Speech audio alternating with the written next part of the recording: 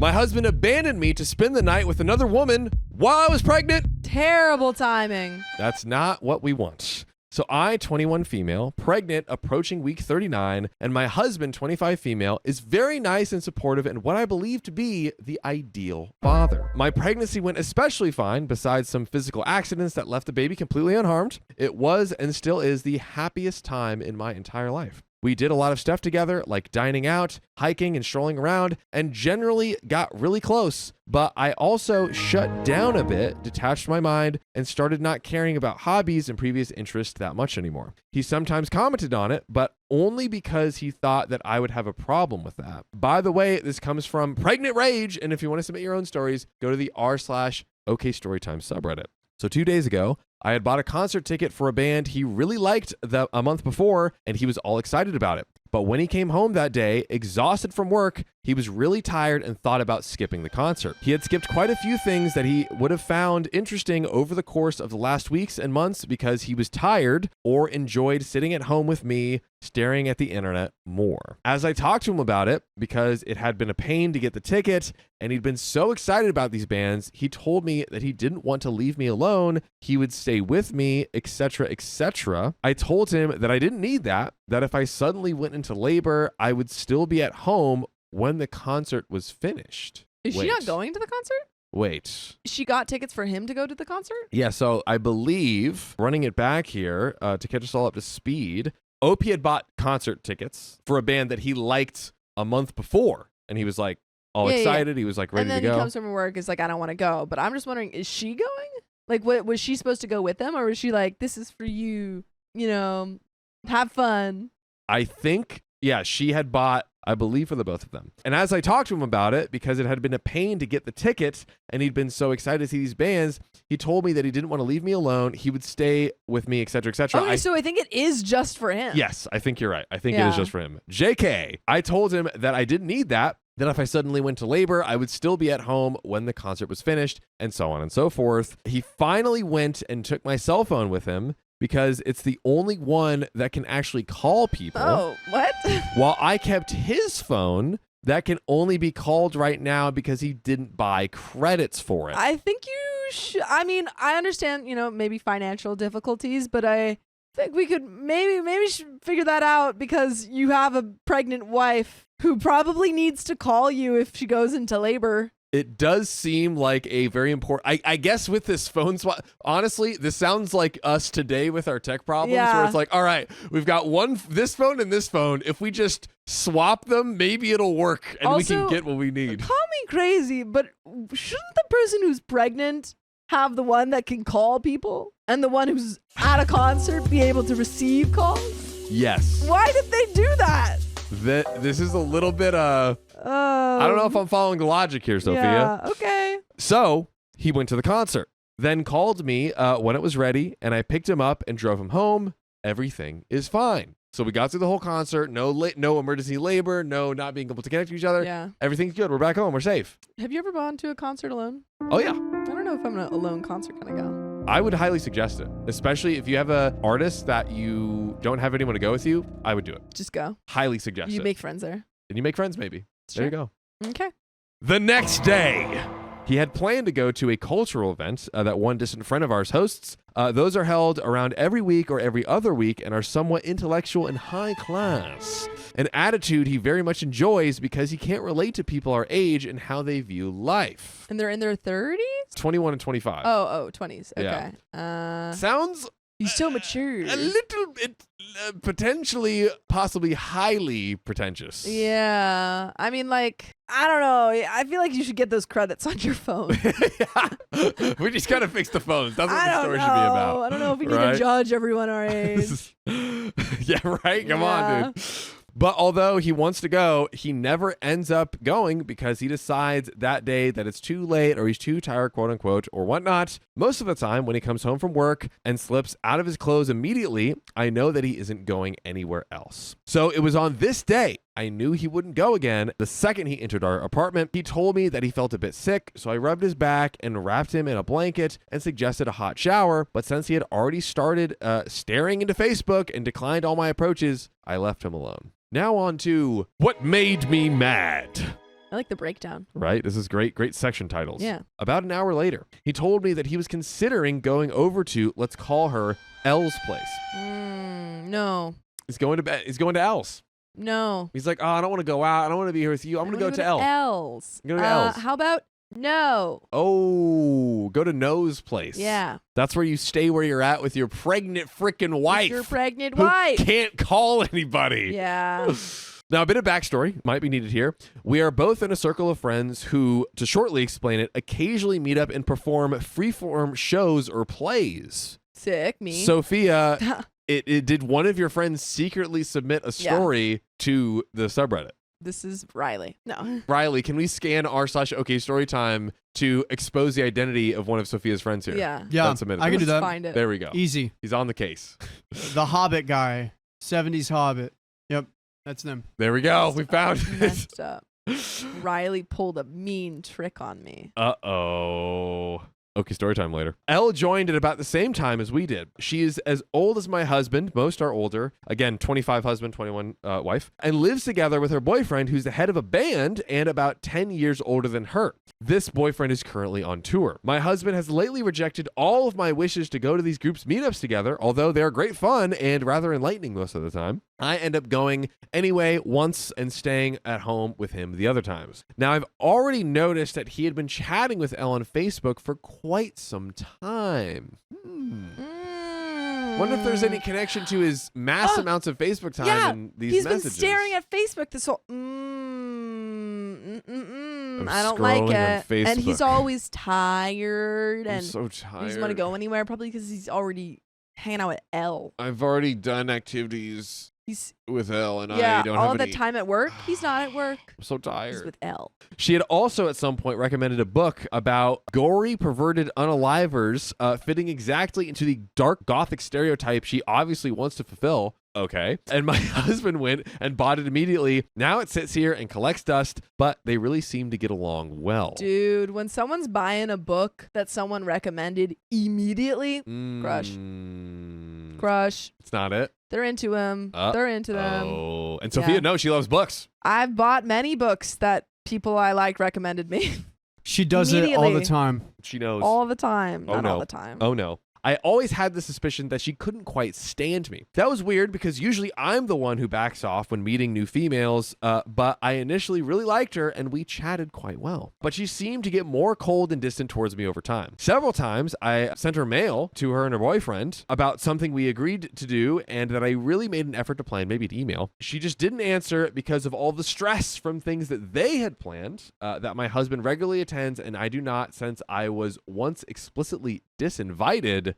Another red flag. Why are you disinviting your friend's wife? I truly think, I don't think that you always have to hang out with, your friend and their partner. However, I think it's pretty explicitly uninviting them is very weird. Little bit crazy. Very weird.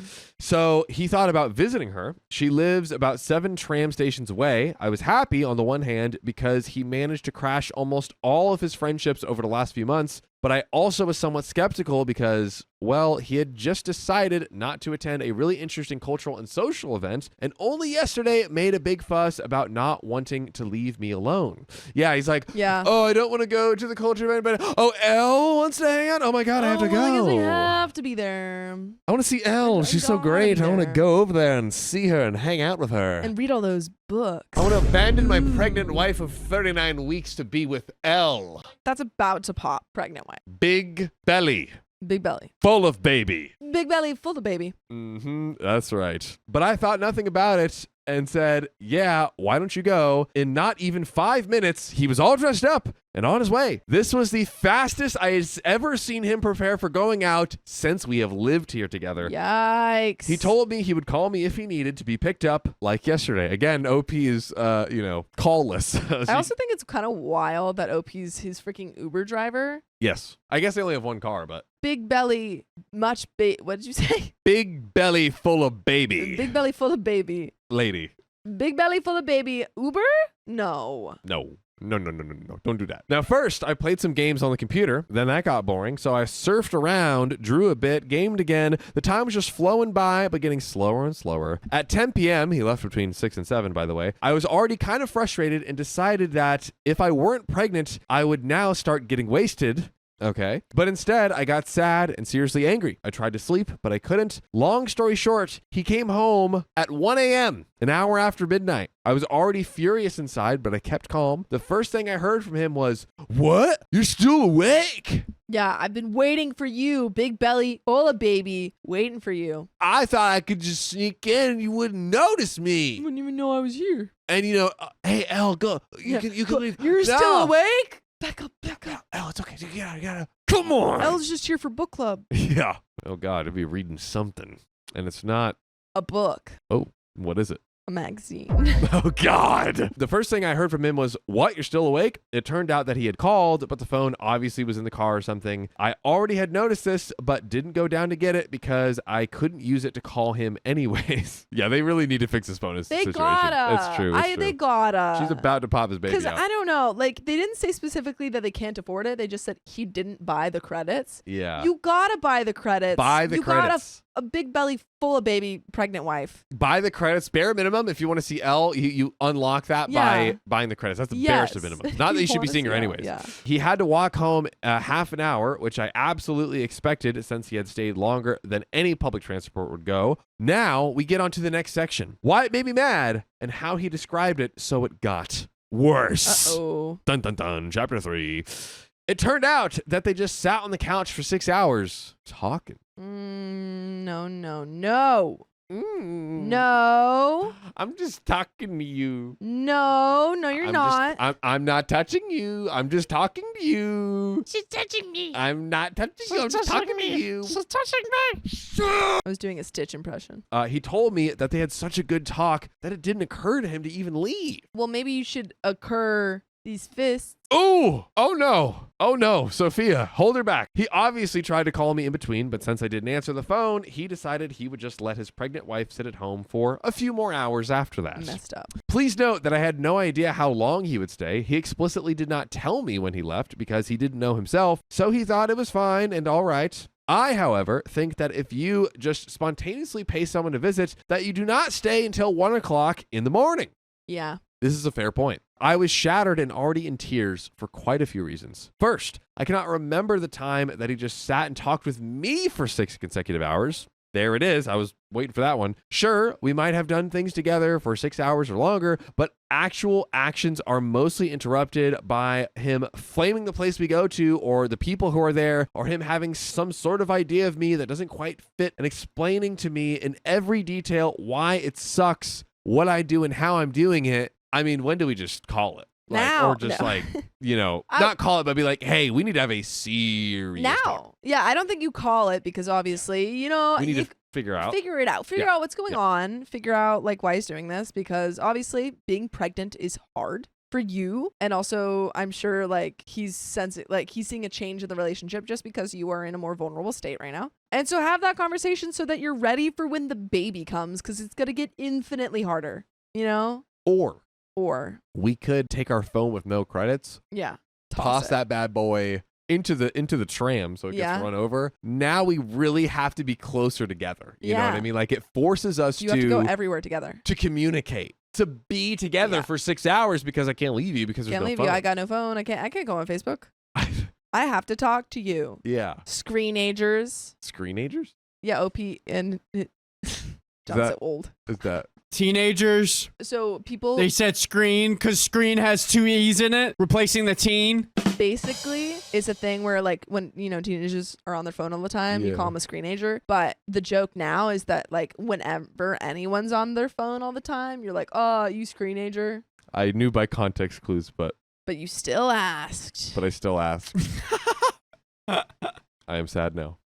And if we sit at home, talk looks like him diving up from the computer screen that he's been glued to for quite some time, explaining a new line of thought to me, and then finishing the talk pretty fast to keep reading. So it sounds like he's talking at you. Yeah. It doesn't sound like a conversation. Hey, babe, I just saw this funny meme and it was like pretty cool. But yeah, so And he's back. She's like, Back babe, to so scrolling. I went on to this website that talks about like conspiracy theories, and did you know that the grass is actually grass? It's actually phosphorus, and the government doesn't want you to know that. Yeah, And she's like, why do you get itchy when you touch it? And why are the aliens in the ocean? And she's Why, like, Riley? oh, that's cool, babe. Today, and he's like, okay, I'm done. She's like, I was just gonna tell you about my day, and he's like, sorry, I'm Wait, busy. more memes. Facebook. God forbid I say something he doesn't expect that requires further discussion about the subject. Oh my God. Actual exchange of conversation. Then he usually just gets defensive and tells me why his idea is right. But they just talked. They just talked together. Like he told me he didn't feel the need to look into the internet or a book while talking to her because I don't surprise him anymore in a conversation. He can understand me and thus has capacity free to process relevant information. What is he talking about? This man, I guessed before that he was a pompous a-hole and Yeah. insufferable, and I was correct. Oh my goodness. I'm sorry to say to your pregnant wife, yeah, I just don't like talking to you anymore because you just don't surprise me. You're just like your words are like so simple that my big fat freaking brain is just like working on overdrive, and I can just have a conversation and scroll a million feeds at once and just take in all the information. He already freaking said, oh yeah, like I just don't relate to other people my age. So I'm sure if OP's 21 and he's 25, he probably also thinks that she's like less mature, not as smart as him, which is such a weird, like, icky power dynamic. And buddy, why'd you marry her and Yeah. have a baby with her if you yeah, believe that? bud, come on. I think that's exactly what's happening here. He's like, oh, I'm so sophisticated.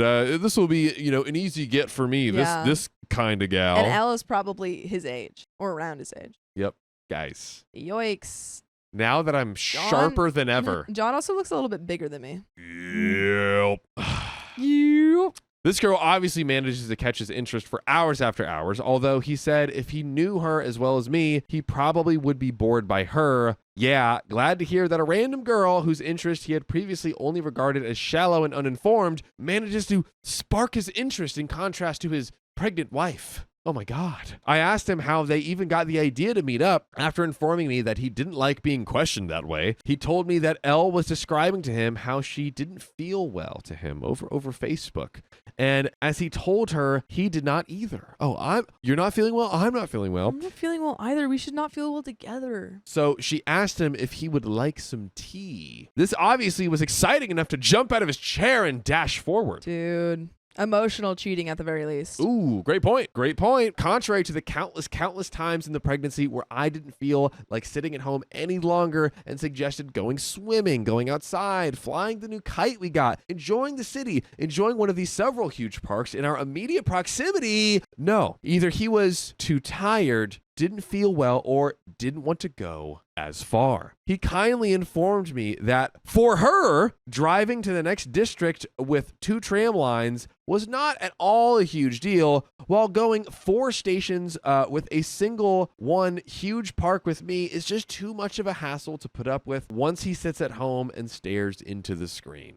He's just not interested in you right now, which sucks. It's awful. Like he's completely emotionally invested in Elle right now. And so nothing you do is good enough. You just have to wait and see if he'll ever be interested in you. He won't, but you'll just wait and see for eternity, and then he never will be. Yeah. That's all good. Just wait till your kids are 50, because then you will not be breathing anymore. And you'll both not be breathing anymore because you'll be so old that it just happens anyways. Yep. And then voila. Or conversation. Either one of those. Or you could wait, 100 years and 100 say years. nothing. Yeah. Keep the same phone with no credits. Or you can wait until the heat death of the universe. There we go. We Did we can all think about burn that? to a crisp Yeah. together without getting to the root cause. There we go. And it was just so uncomfortable. Sitting on the sofa the whole time because we have no sofa. Not sure what that means. I asked sarcastically, we indeed don't have one, but we have a comfy bed, lots of sitting pillows, and an awesome dining table we bought in order to make our home look all nice and classy for being a family. Well, a sofa could be good too. And yes, that was indeed the reason. It had not occurred to him once in the entire time that he could look into the internet or into a book. Something that he seems hooked to do when sitting around here. If he isn't really immersed in one book, he runs back to the internet almost every idle moment to check Facebook, read things and whatnot. But here he talked to a person he didn't know, and so had to listen intensely. Listen, babe, I don't know her, so I gotta be locked in. I gotta open. I know those ears. everything about you, and everything else I don't want to know about you. So exactly. it's perfect. You're so simple and so basic, and there's zero complexity to you. I know everything there is to know. Come on. He had bought some adult sodas because he didn't want to appear empty-handed, of course, to the tea that she was offering him, you know. I'm sorry. She said, come over for tea, and he brought beer? Yep. I don't want to appear empty-handed to the place that already has the beverage we'll be consuming. The beverage that we talked about. So I'm going to bring another beverage. The one without booze, by the way. Yeah, yoicks. Come on. After they had finished their tea, they drank 2 of those each. It's not that I'm angry at him drinking booze when I can't. That's why I bought the adult soda. It bothers me that he takes them as a gift when visiting a lonely, bored goth girl, and they decide to drink them both together in an atmosphere of extreme comfort that miraculously removes all worries about his pregnant wife. I forgot she bought him the drinks, and then he takes them to go drink them with another girl. Yep. Yep. Oh, I hate this man. And Opie says, I've done nothing wrong. You just don't interest me, so I go on Facebook and read because I hate you and shouldn't be married to you, but I am anyways. We're having a baby. Yikes. Song of the day. Song of the summer. I would have left earlier if I had reached you on the phone, but since he didn't, he just decided to stay even longer. I asked him if he had at least talked to her about the play that I had planned. Remember, they're part of that friend circle that organizes plays. Right. How could we forget? That I've until now sent 3 emails about and received only 1 answer on the second one, saying, we don't have much time at the moment, but you keep doing what you're doing, as he previously had told me he would. No, but instead they listened to a 40-minute recording of their activity that happened a month ago and pondered about the details of it. Wild. Let's play back, Sophia. You're telling me you don't play back all of OK almost Storytime? An hour of tape from your play performances. Yeah. Oh. And analyze what you've done. Do you do that? Not an hour. But we do watch our shows. 40 minutes? No, I don't think I've ever done 40 minutes. Do you do 40 minutes when your pregnant wife is at home and you're out with someone who you secretly find so much more... Yeah, more interesting. Interesting. And oh my gosh, I can hold a conversation with you. Yeah, I don't do that. Gotta be honest. She doesn't do it. That's the key, ladies and gentlemen. So my stance on things. What's bothering me the most about the so effing important and interesting thing they do is that she, Elle, impersonates some kind of goddess of lust, I think, in this play that they're reviewing. Oh. Okay. There are also other girls who had impersonated that very goddess of lust, experienced ones that can do this very well, but somehow... Elle doing it sparked interest in my husband because he feels that he has unresolved issues and he wants to tap into that sort of consciousness to find out more about himself. What? I'm sorry. He's telling you that, Elle is playing a goddess of lust, and that actually awoke something in me. And he didn't think you'd connect the dots that he meant he was attracted to her? See, the other girls, I did, but this guy's not as smart as he thinks. This guy is, the way he looks at other people is how he actually is. He's like, I'm amongst all these imbeciles and these plebeians. Yeah, it's plebs. Brother. So not on my level. It's called a mirror. Yeah, Amy Lynn says, oh no, he wants to tap into Elle. Mm-hmm. That's exactly correct. Wants to tap that. That's exactly correct. He had already told me this and asked me if I had problems if he would repeat that impersonation with her alone. What? Sophia, he needs to perfect his character alone with her with the goddess of lust alone before he brings it to the public theater. That's like when kids in high school who had to do a kiss scene in our plays would be like, yeah, we're going to rehearse alone. We all knew they wanted a kiss. Let's practice alone. Come on. It's a big deal. I don't have any problems with that. I even encouraged it. Dude. But the only reason I did that maybe that experienced girl or probably me could also do it for him, could, practice as this goddess of lust, was that they both agreed on doing the dark gothy lust impersonation together up until the point where she told her boyfriend that they would be doing this, and he said that it was not a good idea, essentially forbidding it. Yeah. So what makes me effing mad about that, just hanging out on the couch along with listening to the recording and discussing it, is that there was tension between them in the first place. Yikes. Holy crap. I would even be okay if he took her home and effed her silly. If he told me, I have reassured him that several times, but instead he goes over to her place and just feels so effing comfortable just talking to her, leaving me alone. Let me make sure I understand this. What? Because I'm gonna read this back. Okay. I'm gonna read this back. What? Holy crap. I would even be okay if he took her home and effed her silly. If he told me, I have reassured him of that several times, but instead he just goes over to their place and feels so effing comfortable just talking to her while leaving me alone. So I think OP is saying that maybe there's some polyamorous leanings or full-blown locked-in nature to their relationship. I guess so. Where she's okay with, physical intimacy, but it seems the emotional part of like, hey, here I am, like carrying all this, your baby and all this emotional weight, and you just don't even care about me. Okay. All right. He can F her silly. Okay. It's all good. Riley, it's fine. I'm sure he will. It's okay, Riley. All right, it's then. okay. Why? Why are we giving people permission to do this? It's all good. Why? Now here's when it all crashed down on me. Wow. Yeah. Because it hasn't crashed down yet. No one could have seen that coming. The thing is that he didn't do anything wrong. He visited her. They had a good talk. He came back not violating any agreement on the schedule because there wasn't any. And that's when it occurred to me that it was actually me who had a problem because I pretty much ruined my evening when he wasn't even back. I pretty much incited a furnace of hate and anger that I kept fueling with every detail that he told me about his evening. I can't deny that I am boring. Girl, you're pregnant. No. You're not doing much because you're pregnant. No. You're not. Wait, why? Why say this? It's okay. You're not boring.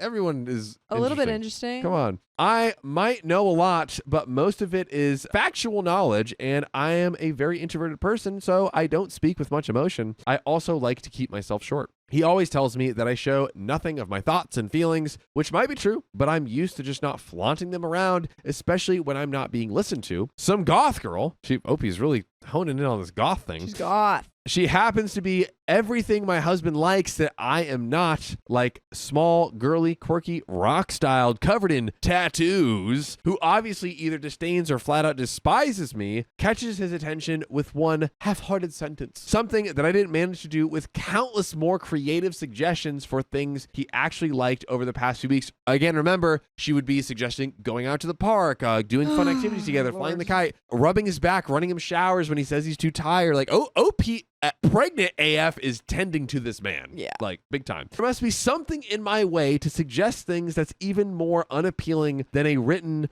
want some tea?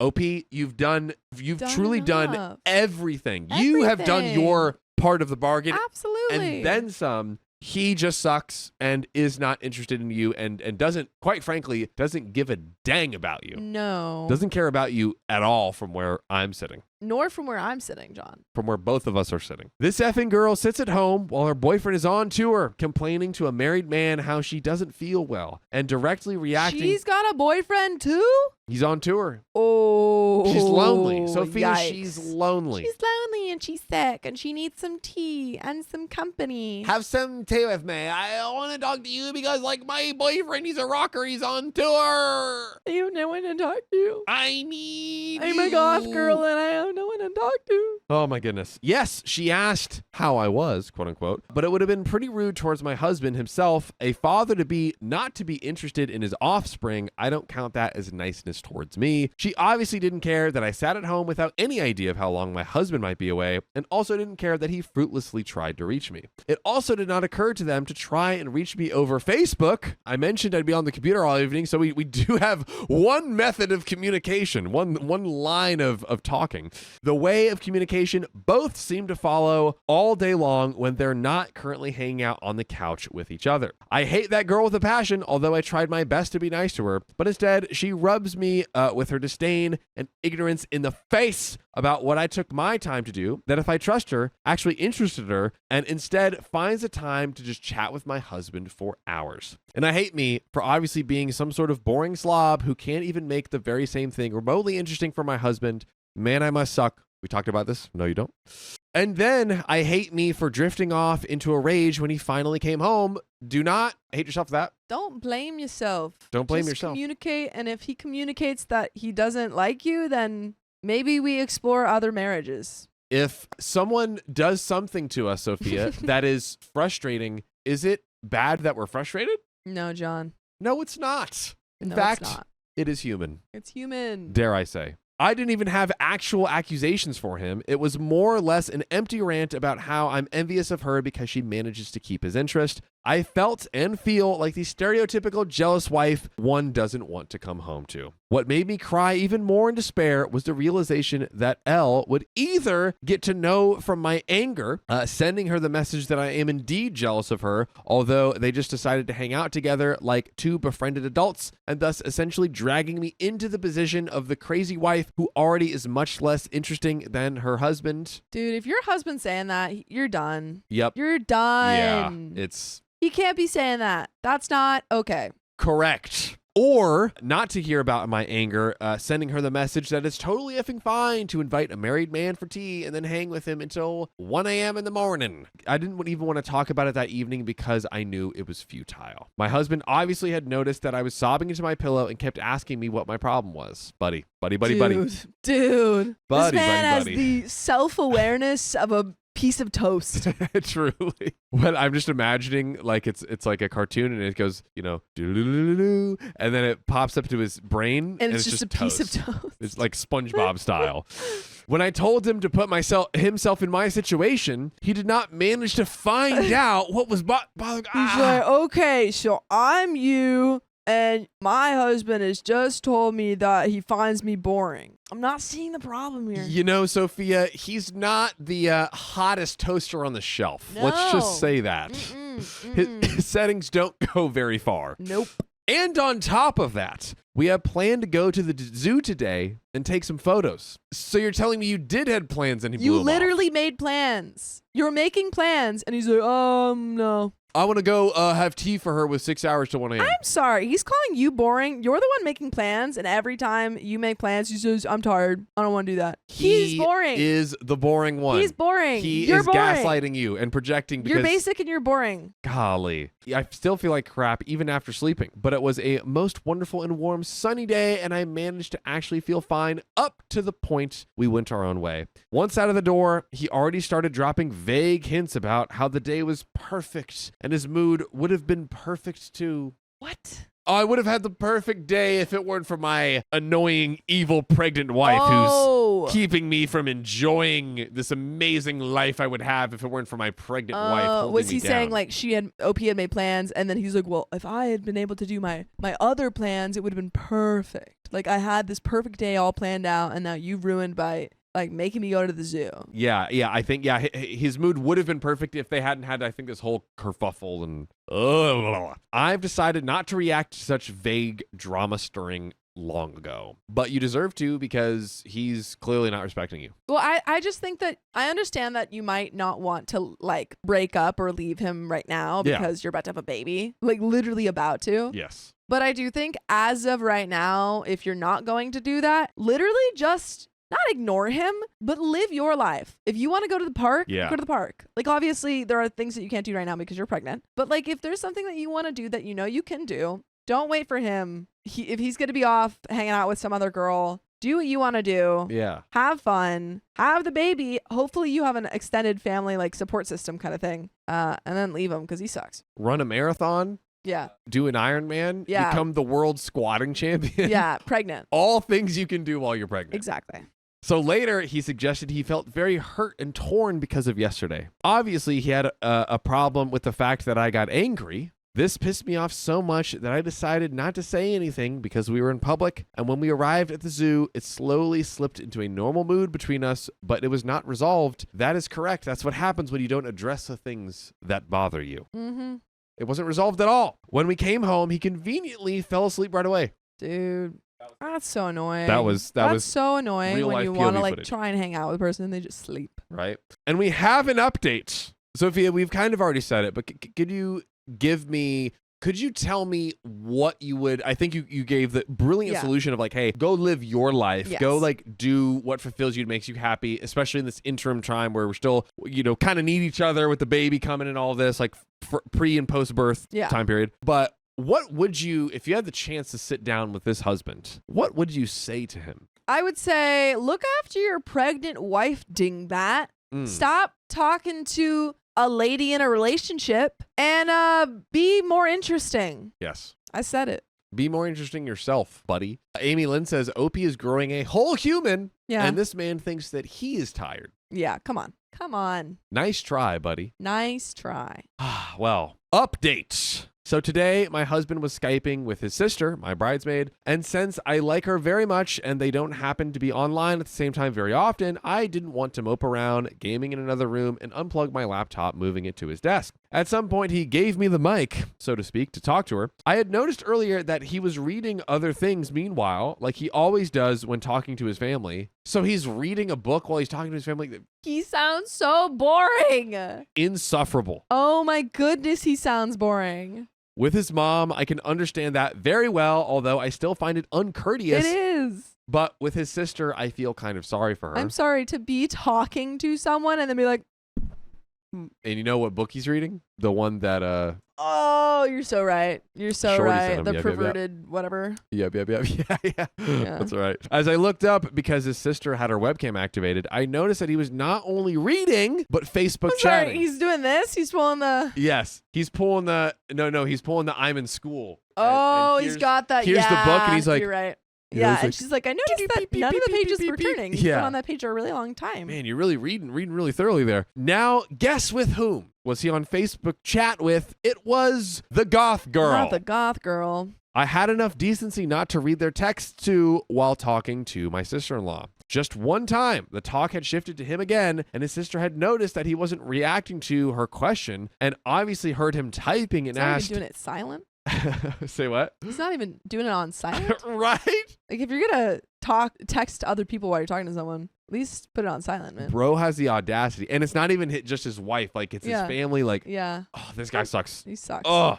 So his sister asked, hey, are you chatting with someone else too? I looked at the conversation. They were currently chatting about how the goth girl's cleavage was judged in one situation, whether by photo or live. Leave him. Leave Sophia, him and move in with your sister-in-law. It's part of the Goddess of Lust. No. We're reviewing the footage. No. I forgot about that. We're reviewing the footage, okay? We need to be the best actors and actresses we can be. The best like thespians I don't on the like planet. them. I decided I did not exactly want to know what kind of situation they were talking about. Well, the rest of the evening went kind of nice, except for one situation later where I was back at my usual laptop place because it had run out of electricity and was writing a message to a fellow pregnant lady when he asked, well, why are you writing that much? Why are you typing that much over there? To which I promptly answered. But until going to bed, he was really nice and loving, not in a usual way. It just felt great as ever, and since he hasn't been exactly suspicious or secretive earlier, I nearly decided to drop the issue. I mean, there was the very suspicious thing of him talking about Elle's cleavage with her. That was, a little bit suspicious. It's fine because she's okay with them hooking up, I guess. Right? Effing her silly, as OP put it. But it bugged me too much. And so after cuddling up in bed and turning off the lights, I told him that the situation with the girl bothered me. Whoa, we finally got there. OP's like, I'm putting my foot down. Yes. You hanging out with Elle bothers me. Since I wanted things to stay nice, I told him that it bothered me and that she obviously hates my guts, but still chooses to hang around with him that much. The conversation promptly took a turn to, well, if she doesn't like you, do you expect her to still talk to you exactly as much as she talks to me? Dude. She just hates you, so it makes sense, right? Opie was like, yeah, she's really nasty to me. And he's like, well, why would she talk to you then? It's like, no, you shouldn't be talking to her. That's the solution. My brother in Christ. This already alerted me a bit. Hadn't he stated a few days ago that he wouldn't even consider her as a friend? Wait, I'm sorry. Someone in the chat said, now we gotta judge John's cleavage too? Because of the... Oh, no. Because of the thing in the story. Oh, no. That was funny. It was a giggle. Of course, I did not expect this. I explained calmly and then actually told him about my feelings, how I felt that she chose to ignore my emails where I actually tried to do something for her. For her, I thought you were doing this for yourself. True, but I was going out of my way to share it with her and get next to no reaction, but still find time enough to chat with him about obviously irrelevant things. I told him I was offended by the fact that she chose to spend so much time talking to him while simultaneously deciding to do so dedicatedly and not give an F about me and the fact that we are married. After this explanation, and I really made an effort to use lots of I messages to make my feelings clear, since I've often been accused of talking like a logbook or a lawyer, I got surprisingly little to almost no reaction at all. Mostly, I don't know. I don't know. What the F do you not know that I am currently not telling you about? I am telling you the information. What isn't computing? How are you not receiving? How do you not know what I literally just told you? So I told him with a bit more urgency that I still don't like that behavior of hers at all and that I expected more respect from her. No reaction. Well, I guess I can't really expect respect from someone just like that. I almost asked promptly, getting a yeah, indeed. Concerned, I steered over to, then I have to make obvious assumptions that do not please me at all if she chooses to disrespect and disregard your wife just like that while intentionally approaching you that much. And then he says, maybe it isn't intentional, he said. This guy is dumb as Maybe a piece of toast. You've got it all wrong, pregnant wife, who I don't you pay don't attention understand the wheels that are turning because you're just a silly 21-year-old. You And just- I'm old for my age. I'm mature. You see, babe, your brain doesn't stop like freaking developing till you're like 24, like 25. Like, And babe, my brain is so fully developed, you wouldn't, it's not even funny. fat brain. Big brain, man. That's what I am. You're big belly full of baby, and I'm big man full of brain. Yeah. Got him. So on my notion that it would bother me even more if it wasn't unintentional, I again got no reaction. At that point, I already felt like crap because I decided to speak about how I feel freely and openly just one time, like he always does to me, and I got basically ignored, but definitely not confirmed. So I decided to end that talk because maybe he was tired and therefore not answering anymore. He's tired of being married to you because he sucks rocks. I thought, which actually seems incredibly naive even to me right now, and said, well, I only know that I have a really bad feeling about this whole situation that I don't want to just ignore it, especially since I even have some factual reasons for it. Like the fact that you two were talking about her cleavage. Yeah. And there's silence. There's no response. Just a few minutes of silence later, the dryer had finished its cycle, creating an even heavier silence in the room. So it was like, doom, doom, doom. And she's like, you just don't realize anything. It's like, it's really silent. Yeah, yeah. It's just the dryer going off. I'm gonna go get that, babe. Upon this, my husband said, good night. No, he said it quietly, John. Upon that, my husband said, good night, quietly, friendly and happily, as if nothing had happened. Dude, I think he's got like that 51st dates. Like he doesn't remember anything, you know, like the except instead of it happening every time the day ends, it happens every time the dryer finishes. He just forgets everything. It just Memory wipes wipe. him. Yeah. Wow. And he's ready to go to sleep. Yeah. He's like like, he well, always is whenever there you OP wants to go. do something. Yep. Dude. I replied good night and turned away, upon which he said some kind of nice stuff that actually managed to make me smile. I don't care. yeah. No. And soon he fell asleep, but I couldn't because that whole talk was so awful and this extended not talking was so unlike him. He didn't even try to start a discussion like he always does when I criticize something because he's usually good at them. That every moment I spent thinking about how it went and how I felt more and more like crap. Yikes. My obvious conclusion is that this woman is never going to babysit my son ever. Dude, what? What? That was the conclusion?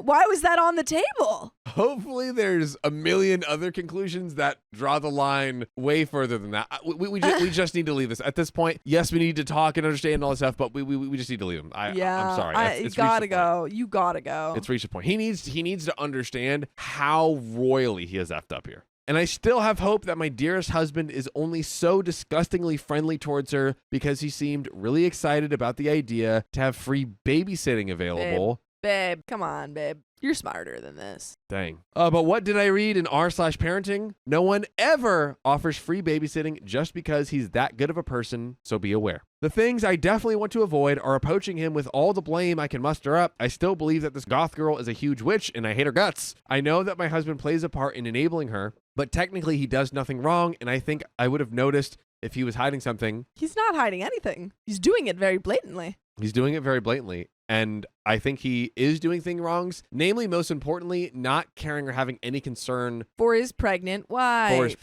And I definitely don't want to turn into the jealous housewife demanding to know everything they talk about. That's so interesting. F, even I am boring. No, he's not. He is interested in psychology and the mind. Oh my God, he sounds like a nightmare. And he's a pedagogue. What is that? Certified lover boy? Certified pedagogue. Can we see what that is? Is that okay? Ped is foot. Foot. He's a foot He's lover. into foot. He's into feet. I am a lover of feet. Maybe he paints them, not children. Analog. Analog? I'm trying to. I don't know. Yeah. Trying to. He's organic break this word feet. apart. Yes. A pedagogue. A pedagogue is a teacher, often with the connotation of being a strict, formal, or old-fashioned one. The word can also refer to someone who is pedantic, dogmatic, or narrow-minded. Yikes. Did he call himself a pedagogue? I think he did. Wow. I think he got the dictionary.com word of the day. And he said, I'm a pedagogue. And she said, oh, wow, that sounds fancy. What does that mean? He said, a teacher. You wouldn't know it, darling. Understand. It is of a higher intelligence than you possess, my dear. It's okay. Gosh, he sounds like a nightmare.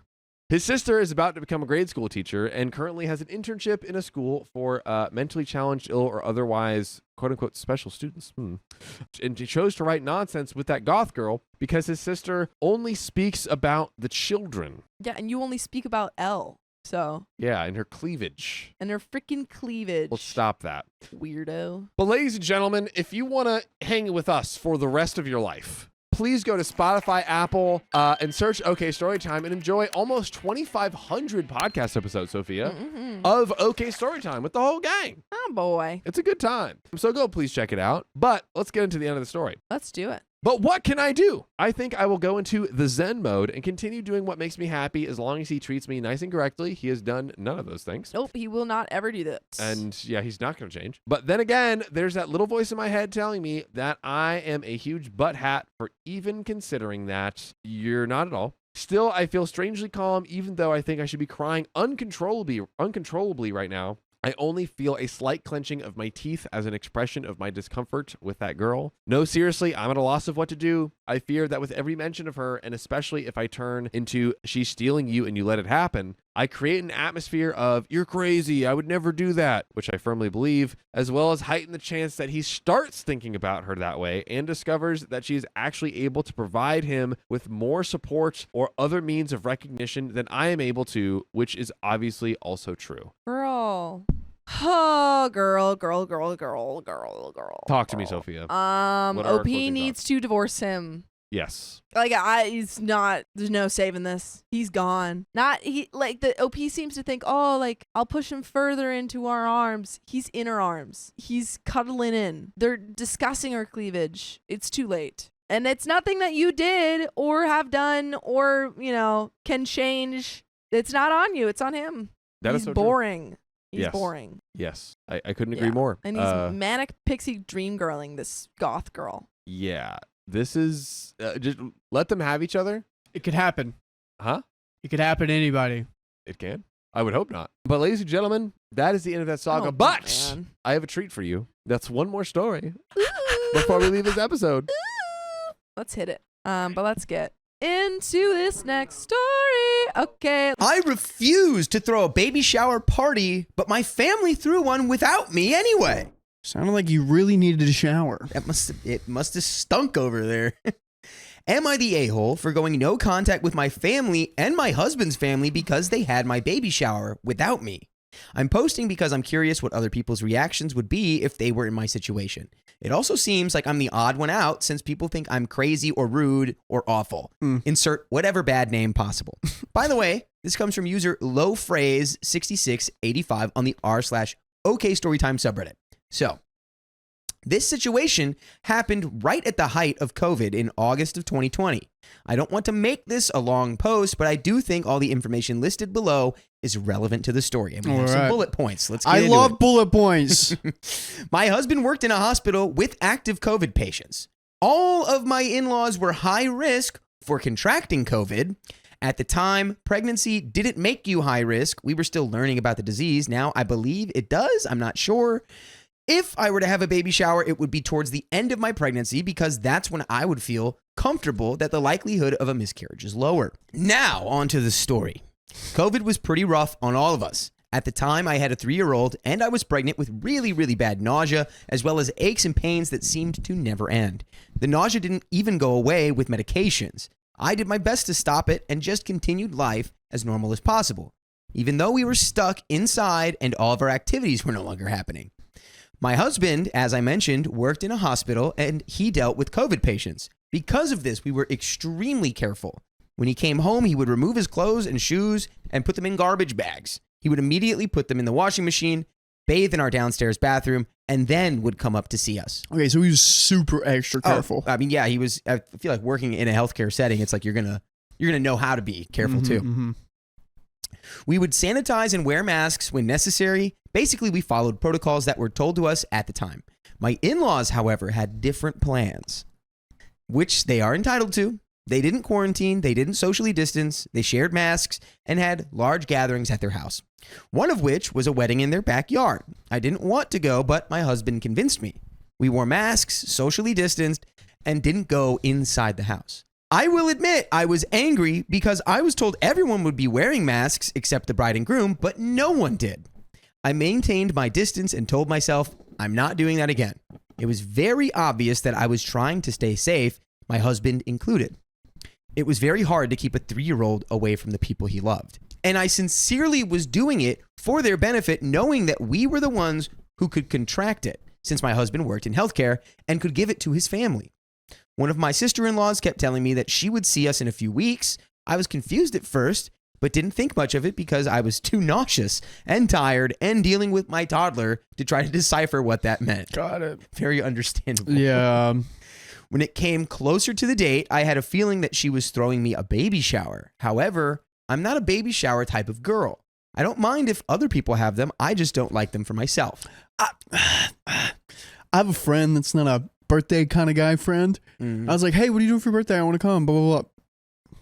I feel like it's pretty common. I was like that for a long time. I'm just now starting to come out of that. Yeah, he is. He invited me to his birthday. Actually, I invited myself to his birthday thing. Well, I'm glad that you did. Me too. Are you good? I had a baby shower for my first kid, and I told my mom and sister-in-law explicitly that I am only doing this for you all, and because it's the first grandchild on both sides. They knew this before my first baby shower, and they definitely knew this while planning this one. My husband has since told me that he told them I wouldn't like it. Because of this feeling, I texted my sister-in-law a few days before the date she told me, and I asked if she was having a baby shower for me. She said yes. Ooh. Isn't that great when people plan things you explicitly don't like? Yeah. Yeah. I told her that I'm not going to be able to attend. I have very bad nausea, as I have been having, especially lately, and I'm tired. And more importantly, it would be irresponsible of me to have her put something together like this, given the circumstances. We were literally a town that had just become red, which meant the numbers were going up pretty severely, and they were warning us to remain 6 feet and whatever else advisory. Uh-oh. Yeah, they were in the red. I also told her that it's a really nice and thoughtful gesture, but I wouldn't be able to morally live with myself if we convened and someone got severely sick just because I wanted to party, which again, I didn't and would never, as I'm extremely introverted. She said okay, and I thought it was done. I get a call the next day from my friend saying that my sister-in-law called her to say I'm not coming to my baby shower and that I, my friend, probably don't want to go since I wouldn't be there. The friend was super cautious and still is, and was only going to my baby shower to make me happy. She literally felt like she was risking her life. My sister-in-law told her safety precautions were going to be in place and that it would be outside, so she agreed. She called me surprised because she thought it was a surprise for me. But then my sister-in-law called and told her that I knew and that I wasn't coming. Ooh. What is going on there? How do you throw a baby shower when the mom is not there? Yeah, they're just it's yeah. It's like they were trying to Yeah. surprise her. They like booked like a really expensive like musical artist. So they're like, we're still doing it. Doja's there. We already paid Kesha $100,000 for your baby shower. You have to come. So I told my friend, I would never do this. And especially during a time like this, especially knowing who my family is. Unfortunately, literally no one in my family is healthy. High blood pressure, cancer, high cholesterol, health issues, asthma, severe allergies, fragile bones, arthritis, just to name a few conditions. And this is just off the top of my head with the in-laws and my mom's side of the family. My friend and I hung up and I thought nothing of it. It's done. No harm, no foul, right? I literally thought she was making her calls to whoever she invited. Till this day, I don't know who, and I just thought it was over. Wrong. Oh no. Yeah. It continues. It rolls. The next day, my older cousin texts me and tells me that since I didn't show up to the baby shower and I didn't want the homemade cupcakes, she would take them back home with her. I said, "What? You were invited? It's happening? How?" I was shocked. Since you didn't show up, I'm taking my homemade cupcakes It's for like- myself. Well, you had the baby shower, but it's my baby. Yeah. Who was somebody cosplaying as me? That would be pretty awkward. Like, okay. I mean, I guess it could be cool. It's like, oh, y'all were all celebrating me, even though I wasn't there. That's kind of sweet. But I feel like they're not doing it for OP. I feel like they're doing Yeah. it for themselves. Oh, yeah, of course. so it's like it's not that sweet. yeah, no. I couldn't believe that they had my baby shower, quote unquote, without me. I felt terrible because she is another one who literally had not left her house since March. She worked from home. Her kids were home from school. Her wife also worked from home. She had her groceries delivered. The works. Again, another person risking their lives to please me, but it wasn't for me, especially knowing that they had the entire event without me, didn't cancel anything, and didn't follow any supposed protocols.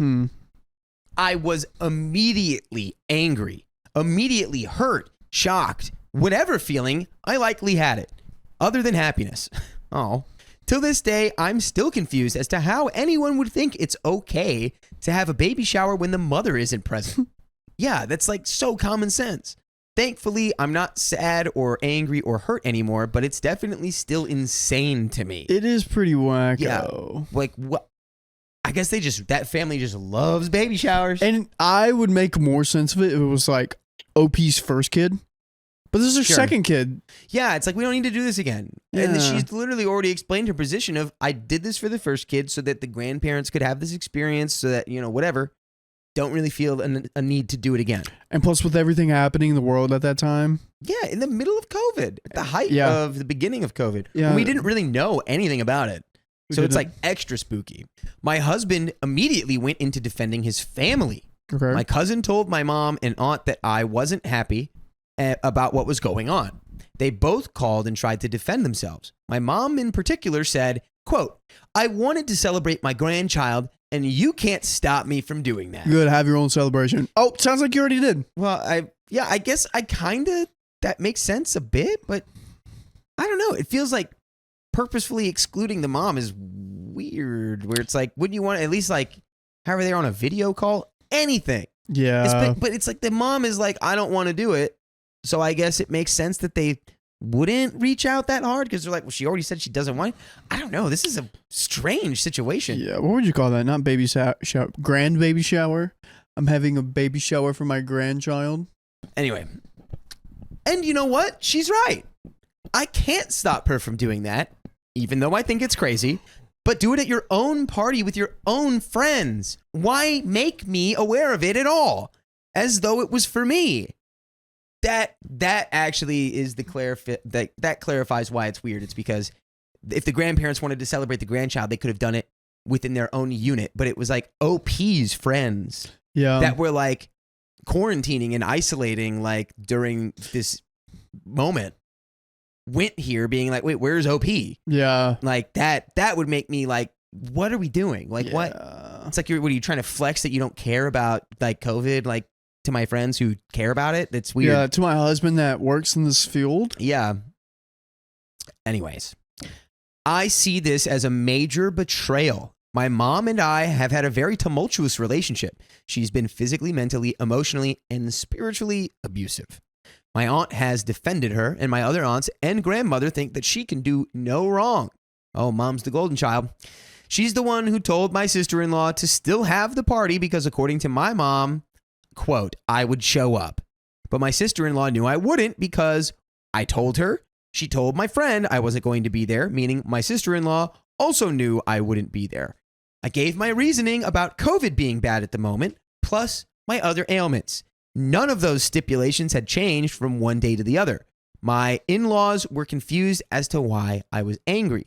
Like it was no big deal that the person who you're literally having the baby shower for isn't there. As though they didn't treat me like a surrogate before, here's more evidence. I blocked all of my in-laws. I also blocked my mom and my aunt and haven't spoken to them since. I wrote an email to my sister-in-law explaining why with a long laundry list of things that were pretty similar to this in the sense that they don't respect me, my boundaries, my generosity, or my willingness to always go above and beyond. And basically this is the amount of respect I get. Yeah, that's clear. I feel like it's not just this moment. It's all these other things that have happened and led up to this moment. That was like the end of the fuse where you said, I'm done with you people. Yeah. I don't need thank yous. I just need you to respect me and consider my feelings. But nope, it's just about what they want. And they wanted the party, so they partied without me. My brother, who I still speak to, called me a week after the event to update me on his life. He went to the party, but he didn't know where he was going. My mom told him to jump in the car and told him she was going to a party. My brother didn't ask any questions, which is very typical of him. As they were driving, she told him that it was my baby shower, and he immediately was surprised. He said that this wasn't for my sister because if you knew her, you'd know she wouldn't want this. My mom told him that I knew about it and nothing else. Yeah, W brother. Yeah. There we go. It's like you don't know you're a kid.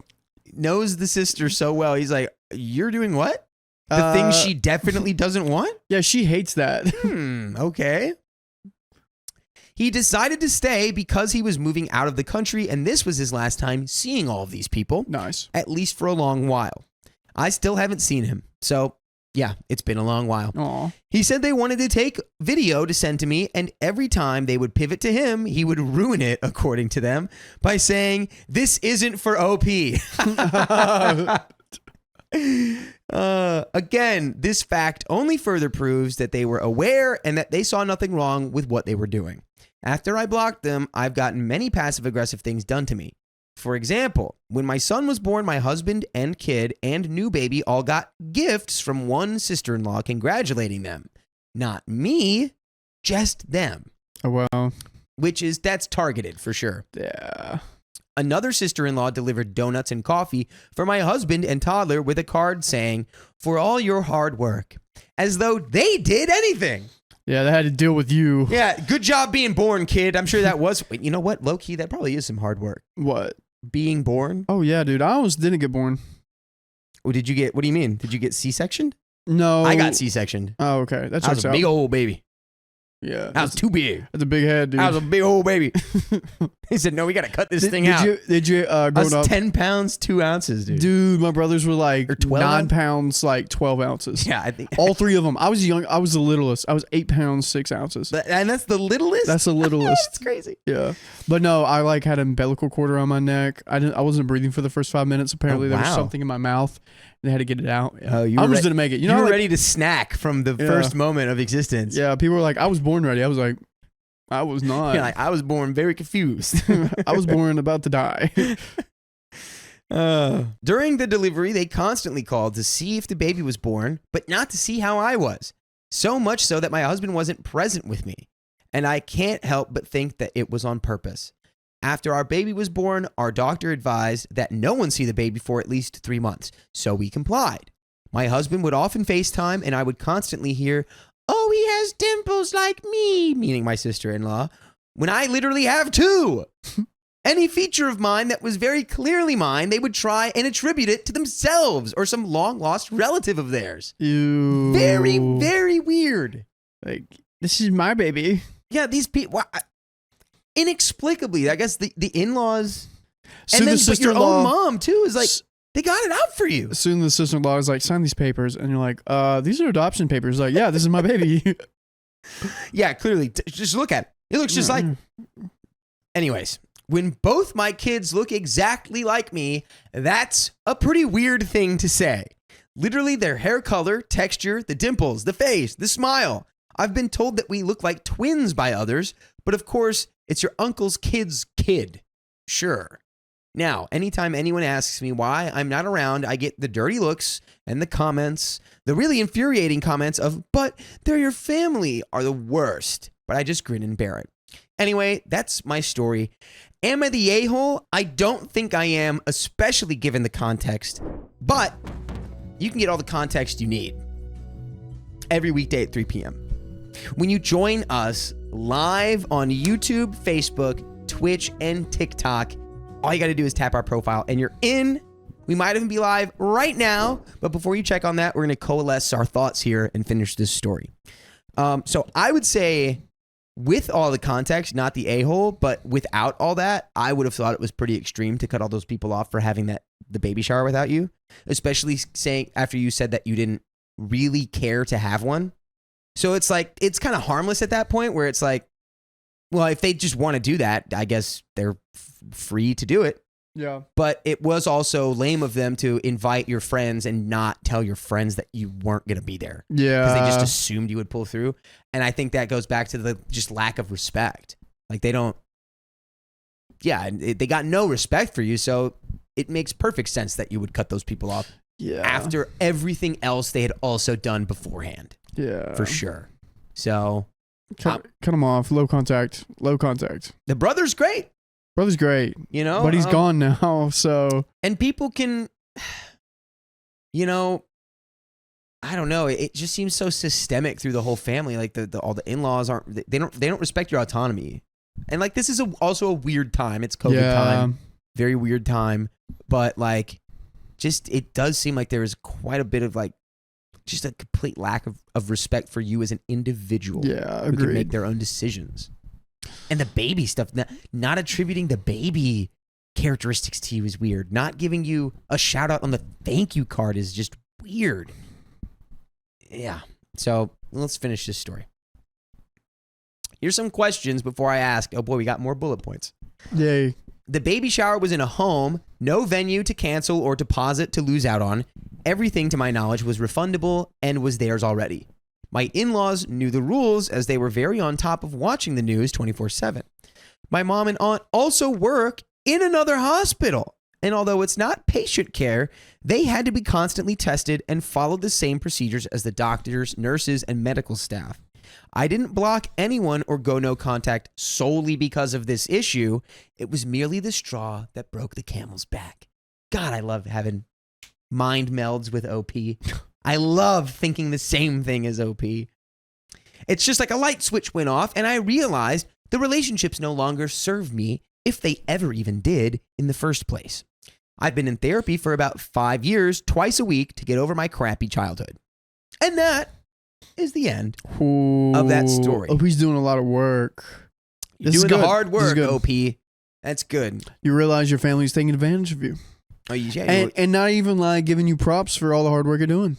Some of that, the therapy might have helped you Get come to this point. this Yep. realization of like, oh wow, no, this is just not serving me whatsoever. Wow, my family sucks. Yeah, I'm very glad that you've realized that and are moving forward without them in heavy contact with your family.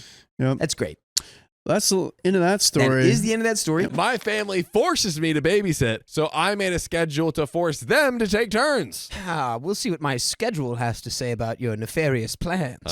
So I, 19 female, I'm living at home, working a part-time job, doing some freelance stuff, and taking some online courses, all in preparation for attending college next year. Sounds like a good plan. My sister, 25 female, had her first child 8 months ago. The father isn't involved and only pays child support. Okay.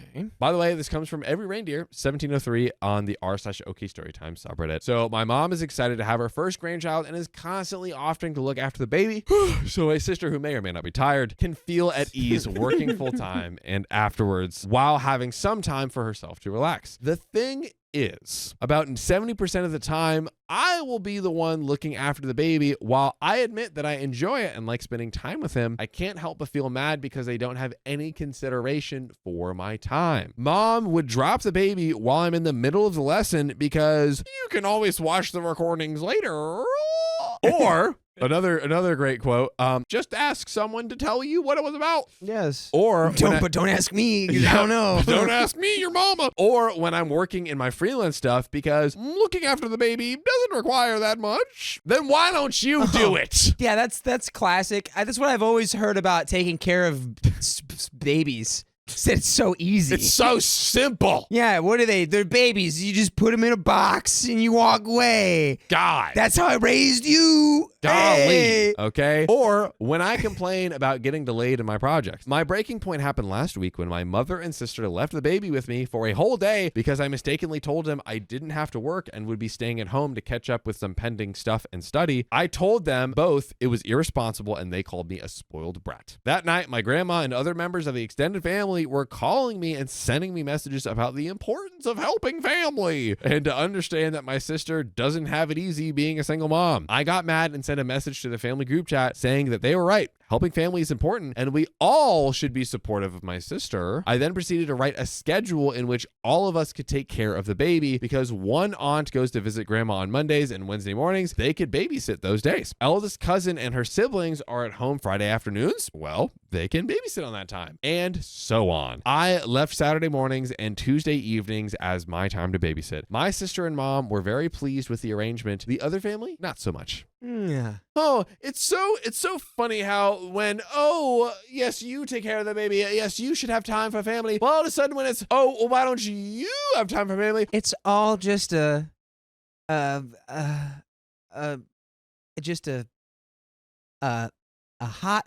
that. What is going on? I was trying to think of like a Southern debutante excuse, and I just got it. I said, "Oh, that excuse is wilting like a hothouse flower." That it Yeah. is. Tip of the hat, Like man. I reckon. like a little hothouse flower. Oh, God. Well, and when someone pointed out that my sister didn't get the baby for a whole day, discussions about my sister being an irresponsible mother started, with my mother trying to defend her. Am I the a-hole for causing this? How come they were expecting me to be my sister's unpaid nanny, but then they got offended when the same thing is being forced on them? I may be the a-hole because I caused this, and I don't regret it one bit. We have an update 1 week later. Ladies and gentlemen, I'm going to dive right in. Okay. Let's go. You guys want to know something funny? No. Sorry. Read, John. Okay. Okay. Opie says. Okay, Opie. A lot of things have happened. Honestly, I'm still not in the mood to provide a full update, but the main points are my sister tried to impose the babysitting schedule I made and the family wasn't happy. Mom, sister, and I had a big discussion. Hurtful things were said on both ends, and I am currently staying with my BFF and his girlfriend, total sweethearts, but not a feasible long-term arrangement, even though they have said I could stay with them as long as I need. The family is complaining nonstop, and I'm feeling guilty because technically I'm the one who caused this by creating the schedule in the first place. Maybe I should have just sucked it up. I mean, they started it because they suck, but I digress. Yeah, it's a real chicken and egg type situation here. Very chicken and egg. And I do feel really sorry for my nephew, the baby. All the family usually gets together on Sundays, and this time, my grandma's eldest daughter, mom's oldest sister, is coming from another state. This is kind of like a big thing since she is grandma's golden child, in a good way. And kind of like the leader of the family, I'm both hopeful and nervous. If someone can help solve this crap show, it is her. But at the same same time, I'm worried about her blaming me like everyone else. I'll provide a full update then. So we've got more in the tank, ladies and gentlemen. We're not even a quarter of the way through the story. Also, sorry for not having time to answer all the comments and personal messages. Like I said, a lot of things happened, but here's some of the questions some people have asked. My relationship with mom and sister, it was pretty good before my sister got pregnant. We, sister and I, always knew that she was more favored by our mom because they had more common interests, while it was the same case for me and my dad. This wasn't necessarily a bad thing. Think of it more if one of us wanted to visit a friend or a specific favor, we knew which parent to ask, okay? We would actually team up sometimes to convince them of something, me appealing to dad and sister appealing to mom. Kind of cute. Sadly, though, my dad passed away 5 years ago. He was an amazing father, and we absolutely were heartbroken, but the one good thing that came out of that was that it helped us bond. Dad loved classical music and was really into IT and programming. I would go to concerts with him, and he got me into gaming. After his passing, mom began to buy us tickets to classical concerts, and the three of us would go together as a way to remember him. That is actually super beautiful and sweet. It is. We also went to watch the Super Mario movie because my dad would have loved to be there. I was there. I was the main character. Sorry, just you hitting that in stride without breaking pace whatsoever. That was amazing. He's a natural, It was baby. instinctual. I love your instincts. Thank you. I love yours. Even if sister and mom knew little of the franchise, so things going this bad makes me pretty sad. Another point, my job, I work part-time at a kid's after-school academy. We tutor them at the subjects they find hard and help them do their homework and prepare for the test. My freelance job is a video/audio editing for my BFF and his girlfriend. Wow, so it's both their best friend and employer. Love that. Wonder what that's like. So they both are streamers/content creators, streamers and wow. They both know about my Reddit post, but asked me to leave out their personal details. So please don't ask for their accounts. I do one weekly video for her and one or two for him. Do I pay rent? No, I don't. Dad had a hard time with his family. And while sister and I didn't know the details and are no contact with them, we kind of imagined what went down. Dad left a house to mom and made her promise to make it a safe place for us. To be clear, this is the dad's family. So the dad was like, hey, I'm going to leave this to, you guys' mom, and hey, my wife, protect the kids. Make sure that my family's craziness doesn't get into it. But honestly, if this is the mom's like maternal side, they ain't seeming too great either, if I can just say that. Anyways, Yeah. I digress. They decided to accept us for paying rent as long as we can cover our expenses ourselves. Sister and I cover our groceries, cell phones, and some services, and I pay part of their gas whenever they give me a ride because I don't have a car. Another point, extended family. As I said, we are no contact with dad's family. My mom, 50 years old, is the third of 4 siblings. Eldest aunt, eldest uncle, deceased, was the father of the cousins I mentioned in the first post, and young uncle, 39, who is single. Grandma is currently 77 years old. Shout out to Grammy. Update number 2, 6 days later. Let's dive in. I'm not sure how to post an update. Looks like you figured it out. If you want to know the full story, it's in my profile. There's an edit there somewhere with some relevant information and questions you asked. A lot of things happened, and I'm finally in the mood to write the update, so here it goes. My sister did follow my schedule for babysitting that involved our extended family, and well, they weren't happy. 2 days after my post, she left my nephew with one of our aunts. She, the aunt, was meeting some friends for brunch and had to take the baby with her. The baby was fussy and crying, and she had to come home early. Aunt was understandably pissed off. I had agreed to babysit the next day, and that's when things began going downhill. My nephew is used to being with me, but this time he was very fussy and coughing, and I thought something was odd. Mom wasn't home, and I tried to call her, but she wouldn't answer until about 2 hours later. She came home, checked my nephew, and he had a light fever. Of course, we called my sister, and she blamed our aunt for taking out the baby. How dare she have a life while being forced to babysit? She accused our aunt in the family chat, and a whole discussion blew up. Okay, just real quick. Wait, what was that though? We just need to not have the family involved anymore, and as much as possible, get some sort of babysitter, something. I don't know, just try to figure out some plan that doesn't involve the family. Maybe some like really, really great friends. I don't know. These people are not competent at watching after a child. It seems like. What? I got confused. What Yes. did that the last line said? Was she saying where it's like, oh, it was fine of her to go because She accused our aunt in the family chat, and a whole discussion blew up because she's saying, hey, aunt, you took out the baby. You got him sick. Da, da, da, da, da. So aunt's probably, aunt's being like, okay, I'm watching your baby. Everyone else. Yeah. I it's the got whole thing. so mixed up. I thought they were being like, well, of course, she has a life. She has to leave the baby alone at home and come back later. Oh, no. She did So bring I the got baby with so her. confused Yeah, for a yeah. second. I was like, wait, now what? She watched the baby, but now sister baby mom is accusing her of getting her sick. Right, which is like, yeah, also, like, babies never get sick. Yeah. Oh, wow. Suddenly, my mom and sister remembered that I was the one who involved the whole family with the babysitting schedule, and then I was the one at fault, and that was my breaking point. I ended up yelling at my sister that she was negligent and a part-time mother for my nephew. Ooh, not my proudest moment, and I immediately regretted it, not gonna lie. My mother countered that if my dad, he passed away 5 years ago, listened to me, he would have been very disappointed in me. That destroyed me because I was really close to him, and he always put family above all. Still, I was mad, so I said that I expected my sister to reimburse me the amount I took from my college fund in full. I guess she took out some amount from her college fund maybe to like pay for the baby and different things. Who knows? Not super clear, but it seems from her college fund, she pulled out something for sister, and she's now asking for it to be paid back. Not my proudest moment, and I immediately regretted it, not gonna lie. Again, so some information. When my sister and I were born, dad and mom set up a college fund for each of us. Dad always encouraged us to study and improve ourselves, and when my nephew was born, I took $5,000, so we're getting the context, I took $5,000 from my fund to start one for him to honor my dad. Okay. That sounds like a pretty Very sweet gesture. baller move. As I'm sure he would have done the same, but quick context from a second ago, she's now being like, give me back the $5,000. Yeah. So it's like, I don't know. After that, I packed a bag and took an Uber to my best friend's apartment. I told him what happened, and he and his girlfriend invited me to stay with them as long as I needed. I blocked my mother, sister, and the rest of the family and spent the following days both avoiding them and worrying about my nephew. Last Friday, I received a call from an unknown number. It was one of my eldest aunt's daughters, so one of her cousins. She and her family live in another state, so they mostly followed the drama from afar, and my cousin told me they were coming to visit, and my aunt was going to have a serious chat with all of us. Ooh. Not gonna lie, OP's favorite phrase, I was really nervous, not gonna lie. I think I mentioned this on my previous post. My mom is the third of four siblings. We'll call Rose the eldest aunt, Mario, eldest uncle, deceased. Damn it.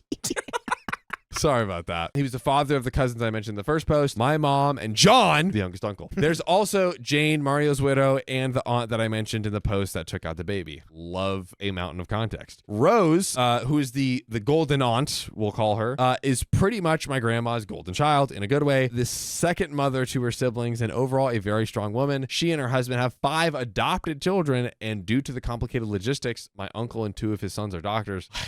Why? What complicated logistics? Oh, logistics because, Why- okay, the doctors are working a lot, can't take care of the kid. Yeah. Gotcha.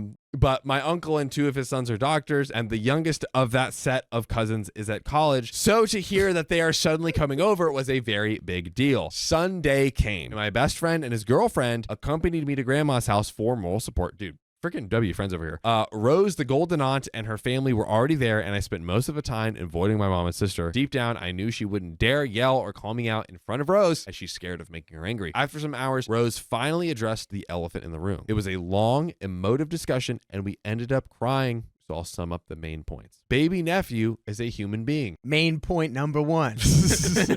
Not a stray puppy to be passed around. He needs some stability. Second point, stop with the if you could afford to / wish to have a child, why didn't you have it comments. Nephew is here. He's not going anywhere. Let's focus on solutions. Yes. I like it. If you're not part of the solution, you're part of the problem. Oh, talk that talk. Point number 3, to my sister, as a mother, you need to learn to put your child first. And while it is okay to rely on help sometimes, don't do it all the time. It is bad for the baby and the others involved. Point number 4, to my mom, stop enabling her. Point number 5, to the rest of the family, unless you're willing to offer some solutions, don't meddle in other people's affairs. Point number 6, to me about the babysitting schedule, well done, kiddo. I cried in relief. That is an amazing 6-point plan. Yeah, 6-point plan. I see why Rose is the golden aunt and she deserves this.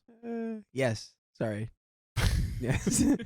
So, my sister then admitted that while she loves my nephew, she felt unfit to be a mother and wasn't fully conscious of the responsibility it would take to raise him. Apparently, my mother was aware of that, and her response was to make me babysit my nephew in order to make my sister feel less stressed out. And yes, to make me hopefully change my mind about having kids in the future. Golden Aunt Rose already talked to my mom about that, dude. Freaking W's for golden Aunt Rose. Rose then said, worst case scenario, she and my cousins talked, and either her eldest son and daughter were willing to adopt my nephew. Okay. Aunt Rose just pulling up with Yeah. all the solutions. Apparently, both had discussed it with respective spouses and all on board if it came to that. To be honest, while it is good that my nephew would be living in a safe home, Rose and my cousins are amazing people. It would hurt not seeing him as often anymore because remember, the Rose family, they live kind of far away. It was a big deal. They drove in.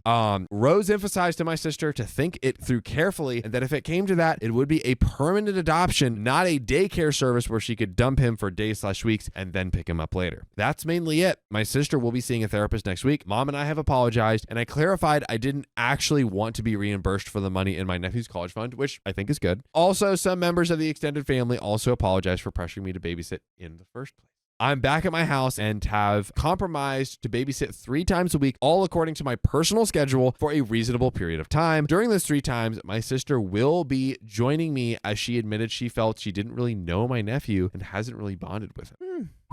Wow. Wow, there's a lot going on in the There's- fourth quarter here. My goodness, you are correct. So, since the baby is somewhat attached to me, the 3 of us will be spending more time together. And if you want to spend more time with us, guys, we have full-length episodes with stories just like these. Just go to Spotify, Apple Podcasts, or your favorite podcast app, and search OK Storytime, and you have over 1,800 episodes. You can spend it with us. But I want to spend this time with Dakota, asking him, did Rose not just perfectly solve everything here? No, I was gonna say immediately that Rose is, I think, the first person who's gotten the golden child label, Yeah. and is not just a nightmare. Yeah. It's like she's like the actual golden. She's the golden egg, the golden goose, where it's just like, oh, it actually shows up. Yeah. Just like actual gold. It's like Gold for everyone. She spreads the gold. She earned her gold. Like, Yeah. She is the golden child because everyone respects and looks up to her. Yeah. She's kind of like the matriarch of the family. Like the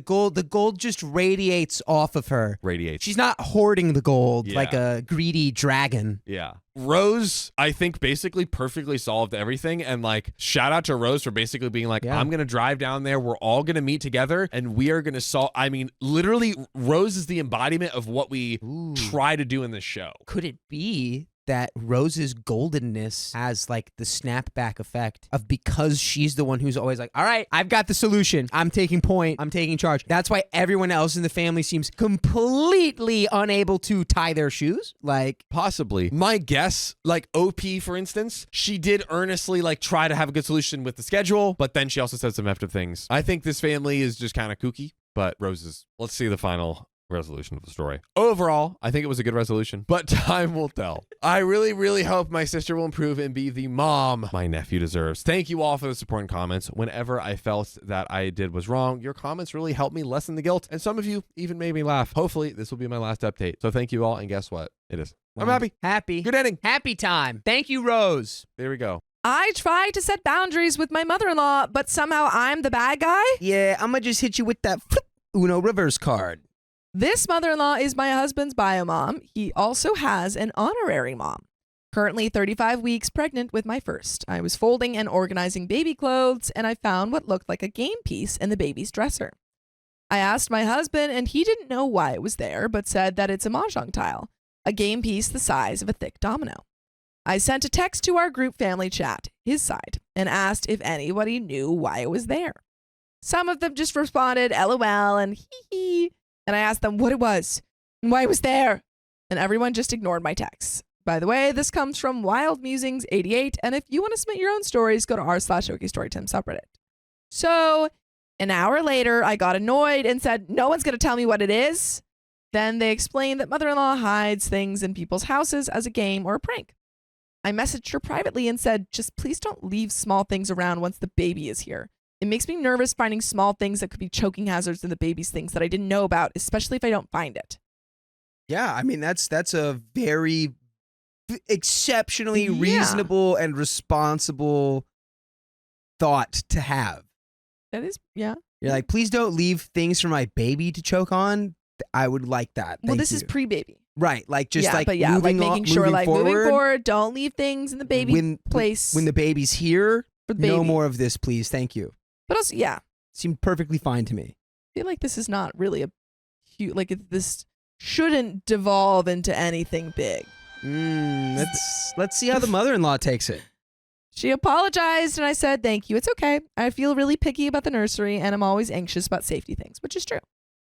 My husband told me today that she's upset and thinks I shamed her in the group chat. I didn't know she was the one that left it when I was messaging the group chat.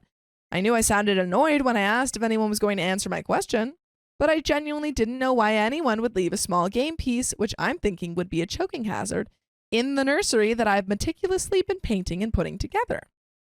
It felt weird that someone was in my baby's dresser drawers without me knowing and wouldn't tell me why. Weird boundary issue. I recognize that I had a strong reaction, but I do think it's really inappropriate to hide small game pieces in baby's things that I may never find.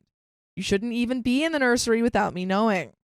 That's just weird, and I'd be very anxious if I didn't ask her not to do it again, because brother-in-law said this is a thing she does often. Why did it have to be in the nursery? Why couldn't it be any other part of the house? Sorry, just the way you just said that, I feel like you were. It really does feel like OP's almost crying here. Why? Where it's like, why did it have to be in the nursery? Why did it have to Why be couldn't it have been some other there? part of the house? Everyone thinks I'm shaming her, and I'm not. I'm just worried about my baby who's not here yet. But also, don't go in the nursery without my. And it's just like she's kind of losing it over Like, this. I feel don't go like, in the nursery. but it's also all of that's kind of fair. I think it's fair, but it does feel like perhaps like I think it's absolutely fair and absolutely like she should talk to the mother-in-law, but Yeah. it does feel like maybe a lot of the hormones and a lot of the nesting and stuff is like don't Right.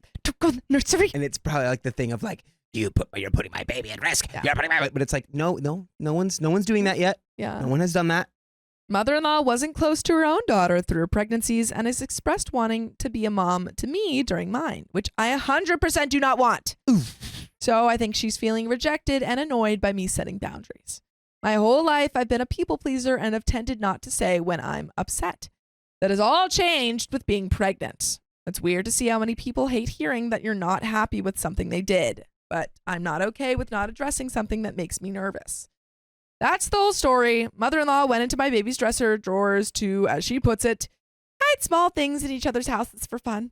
Okay, like I Here's do an get update. it, but I'm going to say that the POV I'm getting here from OP is someone who's never had fun ever or done any little quirky thing. Like it's like I'm gonna be it's like a and it's like, of course you open the drawer to put the stuff in there, you probably see it. It's right there, and you go, "Oh, I found the game piece." It does feel like a little bit of an overreaction. However, Yeah. very understandably, Yes. like this is not something that should be done, but perhaps maybe the interaction after and communicating how it why you're upset and why Yeah. it shouldn't happen anymore. It maybe was over. It's like you did it in the nursery, but it's like the probable. It's like I can think of a thing that Yeah. I do in like my own family or like Yeah. family friends. Is it's like we do puzzles, and then like the goal is to always like try to sneak Yeah. off one puzzle piece to somewhere else so that they can't finish the puzzle until That's you walk psychotic up. behavior. I'm No, and then- sorry. And then you steal the puzzle from them because you put the last piece in. You go, ha ha ha, and it's like, and it's all just a joke, Yeah. but it's like, I would go this- insane if Right. someone did that to me. this feels No wonder you are the way that you are. what do you mean? yeah. Before we get into the update, I would say that like it feels somewhat because the baby's not here yet. Right. It feels like somewhat harmless, not in that it should continue happening, but in that it could have just been a really simple conversation of saying, hey, don't do that, please. Like, don't do that in the future, just Yeah. want to make sure the baby's okay. And that would have been it. Yeah, I You think know, I like it think definitely should have been could've- addressed, but it could have Yeah. been addressed in a little bit less of a massive way. Yeah, exactly. Yeah, it could have just been like it's a mixture of all the stuff. Baby's on the way. Yeah. Someone was Yeah, in the which I nursery without understand my why she's knowledge. reacting It's like like it this. feels like a breach of trust. It feels Yeah. like an invasion of privacy, and Yeah. it's like for them, it's like just a cute little, it's just a little game that's being played Yeah. like amongst family. And for all the people saying I'm a psycho, guys, it's not just me. Okay, it'd be like 5 pieces are missing. Yeah. And then you have to all find the pieces that have been hidden around so that you can try to put in the last I piece don't of the think puzzle. I don't think you're saving It's yourself. fun. Could you imagine doing this with like a stranger and not letting them know? And you don't do Yeah. it with a stranger, you psycho. Okay, well, back You're onto the psycho who does it. Jeez, guys. Back onto the topic of the story. It's a known thing. It's like a family thing. It's like you wouldn't do this. You wouldn't break into a stranger's house and hide a Yes. little toy in their nursery. Yeah. This is someone they know. Someone they is know. my point. I think and it seems like Tradition. we're a little bit mixed in the chat. I think I'm kind of on Supernova's thing of like, right, it's fine this time, but don't do it again. I think that's kind of my thoughts here. Like, absolutely should be addressed, but doesn't necessarily need.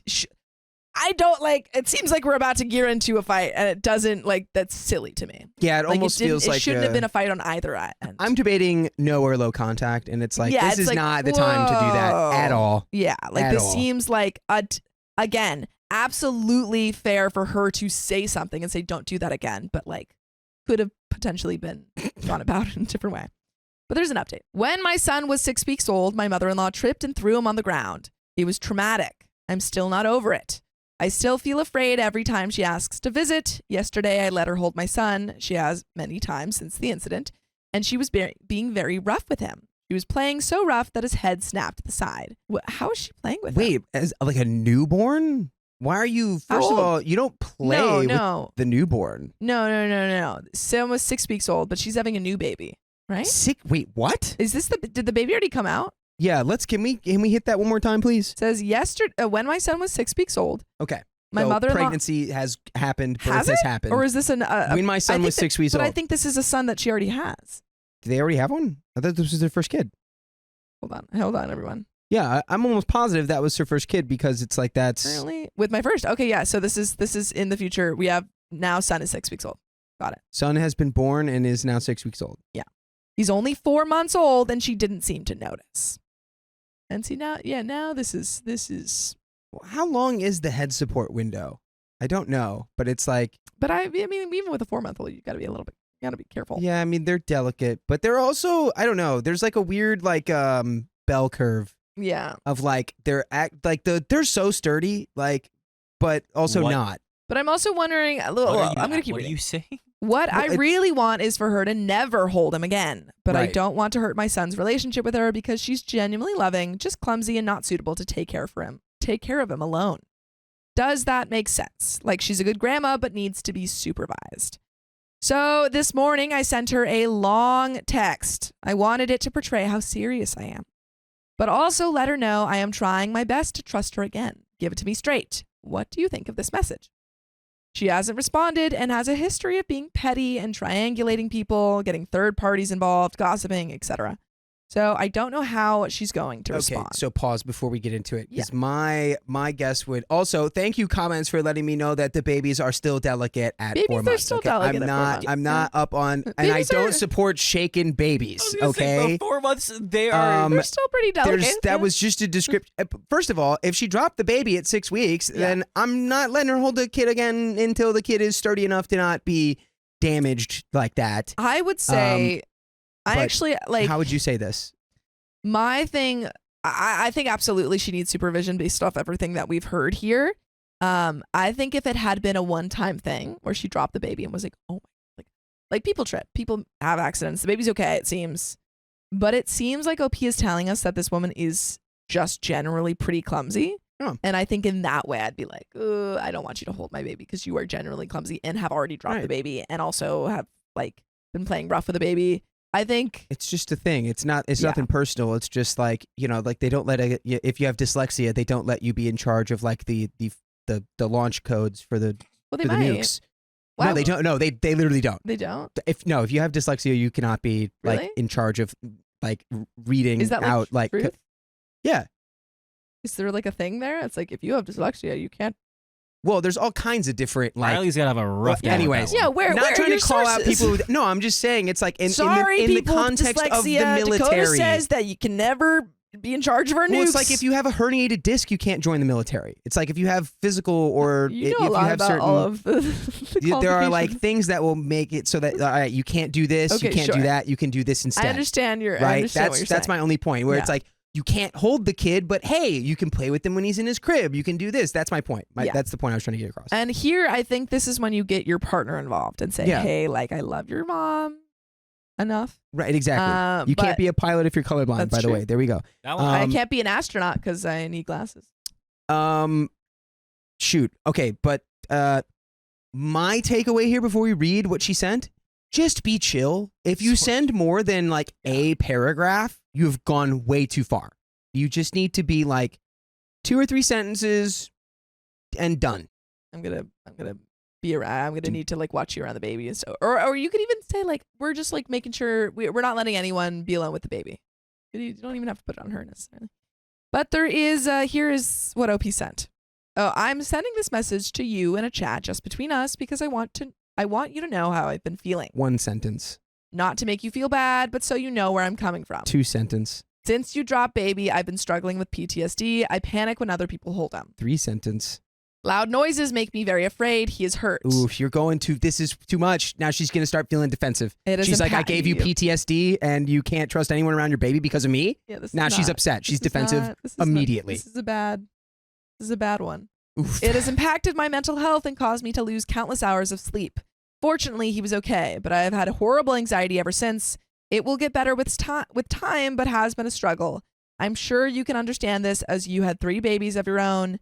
I know it was an accident and I'm not angry at you. I am trying very hard to make sure you get to spend time with him and that he develops a relationship with you. But I need you to be careful and conservative when holding him. I'm not comfortable with the clippity-clop game you were playing with him. He is only had control of his head for a few weeks, and at one point the sideways bounce was so hard his ear nearly hit the top of his shoulder. That's too rough for my comfort. Please, if you are holding him, keep him in your lap, be gentle, and no rough play. You can read books, sing, look in the mirror, play with toys, or play on his playmat. No lifting above your head, jostling, or bouncing that affects his head control.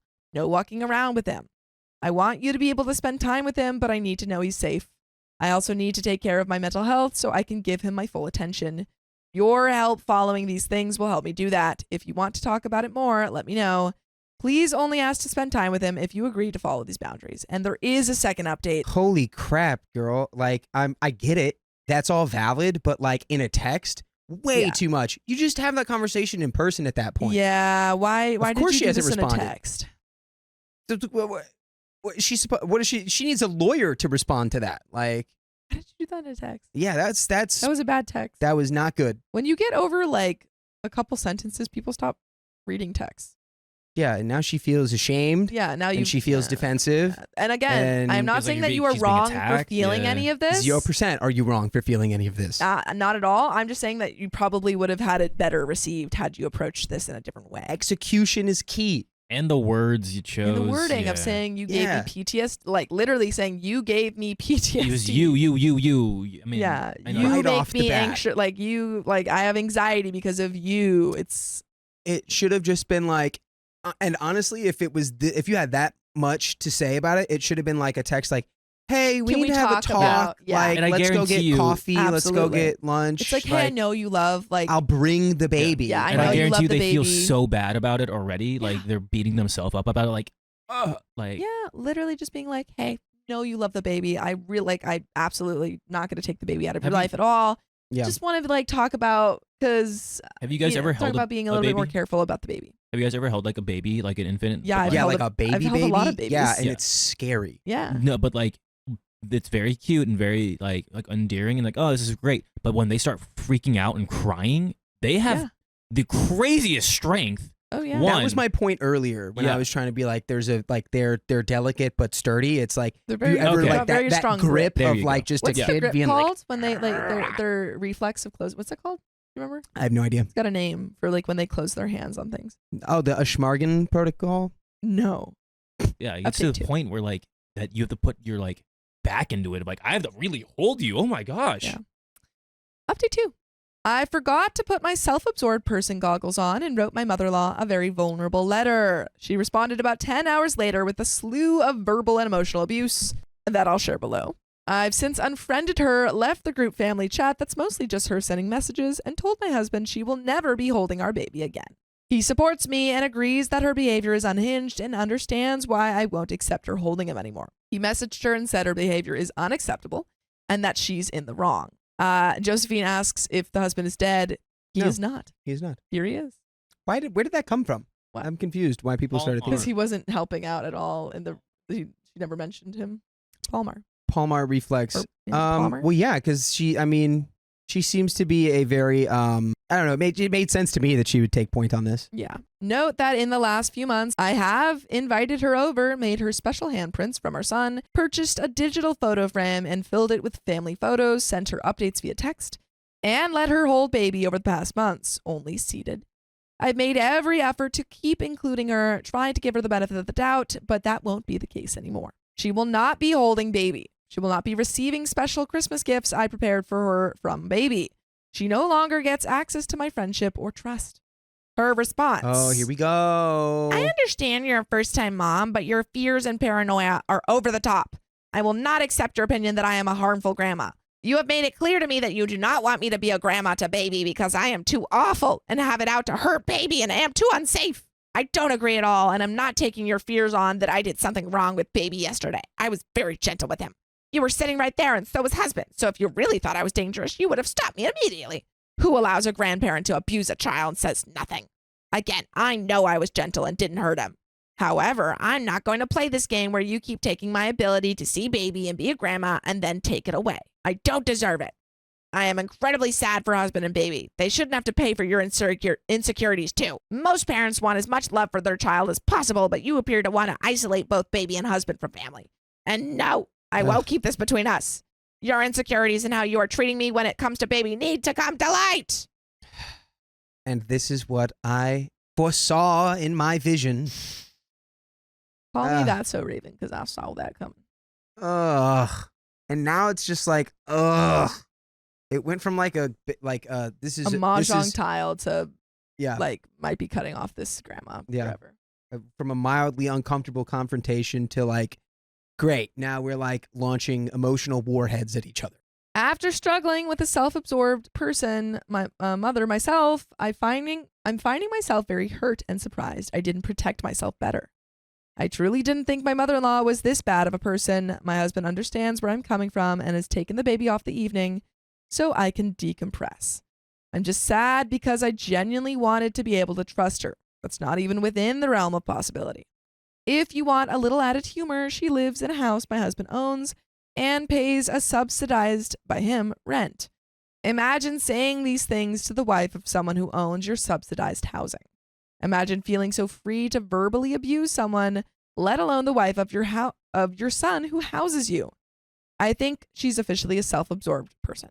And edit, update to say I'm currently eating the box of fancy chocolate I had wrapped for her for Christmas. Call me petty.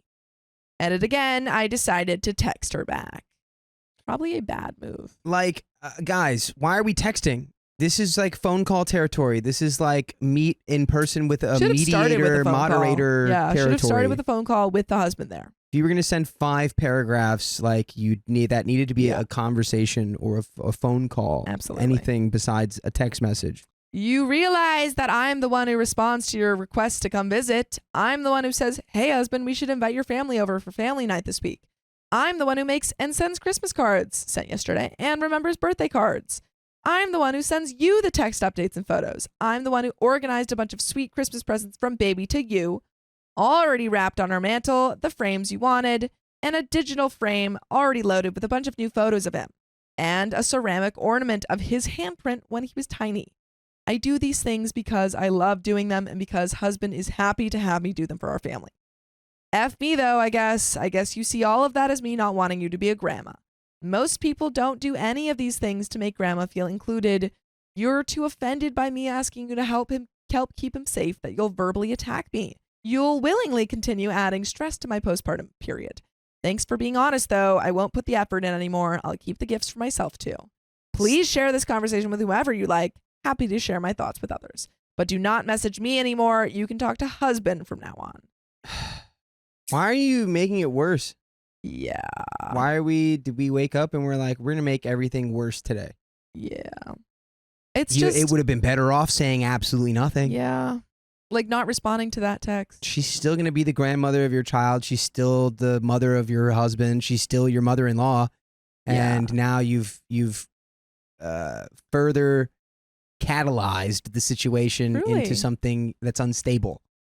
And now like you're poking the bear. Why are we doing that? Like why? She's already said her piece. You realized, you know what? We don't really want her in our life. She's making a lot of fuss about things. And like honestly though, to be fair, the way she responded to that first text, kind of rational if you read it from her perspective. And it's like the first thing she sees is you gave me PTSD when you accidentally dropped my kid. And now she's in pure defense mode. Which obviously, she's not listening to you, but like, I think there's just like, she is in the wrong. She is the a-hole for how she's been treating you, for how she's been treating your baby and not taking care of your baby and not putting your mind at ease as a new mother. Absolutely, she's in the wrong. But like, it feels like you never wanted to even try and make this work, you know? Getting something that OP is the a-hole, mother-in-law is the a-hole. Like, maybe a little bit of everyone's sex here. Everyone Like, knows it. absolutely, the mother-in-law is like, I don't want anyone to get it twisted. Like, mother-in-law is the a-hole for how she's.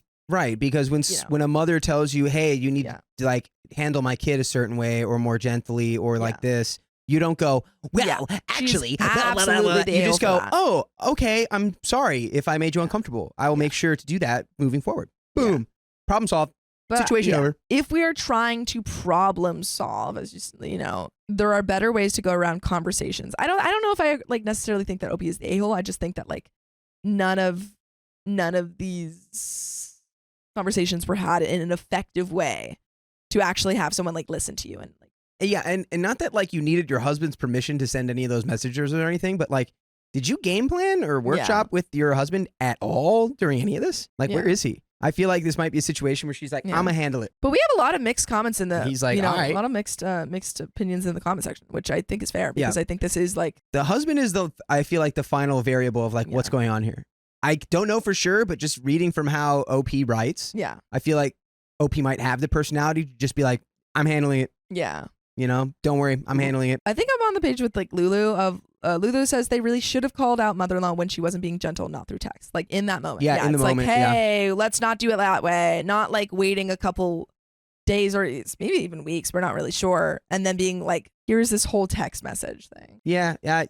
This has just been very, very. I know we usually are like communication is key, but this is very bad communication. Just me. I think, Just Me says OP is having very legitimate feelings about all of the incidents that happen. Most mothers would be on edge about these things. However, the way OP communicated them in every situation inflamed it intensely. I think I 100% agree with that comment. Yeah. Just Me is, that's where I think my head's at. And but put in the comments like where you guys are, because I know that we're kind of mixed here. But let's continue. This is especially fun because my husband notoriously never answers texts or invites, and she knows it. But you know what else I know? You can listen to full episodes of stories just like this. Just go to Spotify, Apple Podcasts, or iHeartRadio and search Aboki Storytime. That's all But you there's a need. little bit left to this story, and there's an update, I guess, to finish it off. Emerson says OP and her husband need to be documented everything that have occurred in writing to keep a written record. Do like they? if they, I think I like It's totally like understand so what you're much. saying in terms of like a lot of times people need that legal, paper trail. But I think when your goal, and that might not have been OP's goal, is effective communication, it does not usually work through text. But there's a little bit left. Update. She sent another text. It reads, "You think you're the only one who has suffered over falling with baby? I have spent more days in bed not being able to function and actually had to go back on antidepressants because I've been depressed for months over this." Which like could be honestly like true. Like true. I would feel I would feel awful. freaking terrible if I dropped someone's kid. Yeah. And it's like, again, And also finding out like, oh, that person has PTSD. if you had communicated your issues Yeah. softer or in a different way, maybe that vulnerability comes out of the mother-in-law as vulnerability instead of like, yeah, well, I also suffered. Like, Your constant reminder of how untrustworthy I am and over by how you act towards me like you are the police and I'm the convict. By the way, you and husband had a package and card arrive today. Ominous. My last response before blocking her on all platforms. Oh no. If you're sorry about it, you shouldn't attack me. What a completely horrible way to treat someone you hurt. You repeatedly give me reasons to not trust you, therefore I do not trust you. It's true. I'm not going to pretend like I do anymore. You decided to nuke our relationship with your previous text, completely uncalled for. We don't play with bullies over here, and I will not teach my kids that it's okay to be around people who treat others like that. I begged you to help me keep him safe, and you attacked me. Let that sink in. You attacked me for my plea to please keep my baby safe. That was your choice. Bye, bye, bye. bye, bye, bye, bye. Yeah, and that's the end of that story. Dang. Remember when I was like, oh, the mahjong tiles shouldn't devolve into anything crazy, and then it freaking did. Yeah, I don't know, man. It just seemed like Yeah. at any opportunity to de-escalate the situation, the opposite choice was chosen. This was like, it was on the verge of like Cold War, and then it went into full on Yeah. War. And that's like J-Rogue. nuked after 4 texts. That's crazy. Okay. But that is the end of this story. My family keeps excluding me from important moments. I finally realized when I was excluded from that important moment. We figured it out. And I was alone, sad. I, 34 female, have 2 sisters. I'll call Sally, 31 female, and B, 28 female. I'm close to both, or thought I was. B got married a few years ago and has been having fertility issues. She and her husband finally conceived through IVF, and I was ecstatic for her when I found out she was pregnant. By the way, this comes from Lobster Lopsided 6038. If you want to submit your own stories, go to r/OKStorytime. There have been a few times over the years where I felt purposely left out of things. I was the only one who never got an invitation to B's graduation. She thought I wouldn't want to go. When our grandfather passed away, they had a big family get together a few days later, and I was the only one not invited. They didn't think I'd want to go again. When B had her baby shower, she organized it on a day when she knew I wouldn't be able to attend. Although upset at missing out, I dropped off at my parents' a beautiful hamper full of things I'd been buying for the baby, and B included a handmade blanket that one of my aunts who recently passed had knitted for my little boy when she found out I was pregnant 6 years ago. Throughout her pregnancy, B has said that the day she had a baby, she only wanted our parents and her husband's parents to visit the hospital, and that they wanted the first 24 hours at home by themselves with no visitors. Totally understandable and fine by me. B had multiple medical complications throughout her pregnancy, which has meant she has to have an early C-section. I spoke to B the day before and told her my day was clear at work, but not a lot on, and that if she needed me, she knew where I was, and that I couldn't wait to hear from her. We didn't know the gender or anything, so I was excited. On the day, I got a Facebook call around 1 p.m. from B, in which she and my dad introduced me to my beautiful nephew. I was delighted. B then handed the phone to Mom as the nurse came in. My mom then informed me that Sally was there. My joy turned to devastation.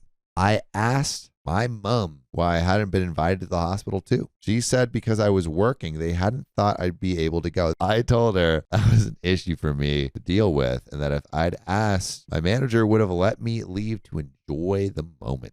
My family, but instead they were all enjoying that beautiful moment without me again. I hung up in tears for my mom. I've removed myself from the family group chat. I spoke to my manager at work, who said she would have definitely let me leave for the afternoon. I was shocked my family had done that. I messaged my mom afterward and told her how upset I was. And her response was, I'm sorry you feel that way. My manager said she's gaslighting me and that my feelings are absolutely valid. But was I overreacting? Am I the a-hole for hanging up on my family? After Thursday, I didn't hear anything from my family at all until today, Sunday. I was scrolling through Facebook and saw that all of my brother-in-law's family were at the hospital on Thursday too. So the only people not invited were myself, my significant other, and my son. I messaged my mother after I saw this and explained how I was now even more upset and asked what I've done. Her response was that I've done absolutely nothing, not to my sister or anyone. She tried making out that Sally went to the hospital of her own volition, which I do not believe. She would not have just turned up. She would have asked. My mom said that because I was working, they'd assumed I couldn't get time off. I explained, I manage my work and how I manage it is up to me. If they asked and I declined, that would be another matter entirely. Anyway, I've told my mother I'm going low contact. Now, this isn't the first time I've been excluded, and I'm deeply hurt by their actions. That is it for now. I'm going to focus on my little family and my in-laws, who I saw today and were very loving and supportive. And we got another update, John. Aw. You want me to get straight into it? Yes.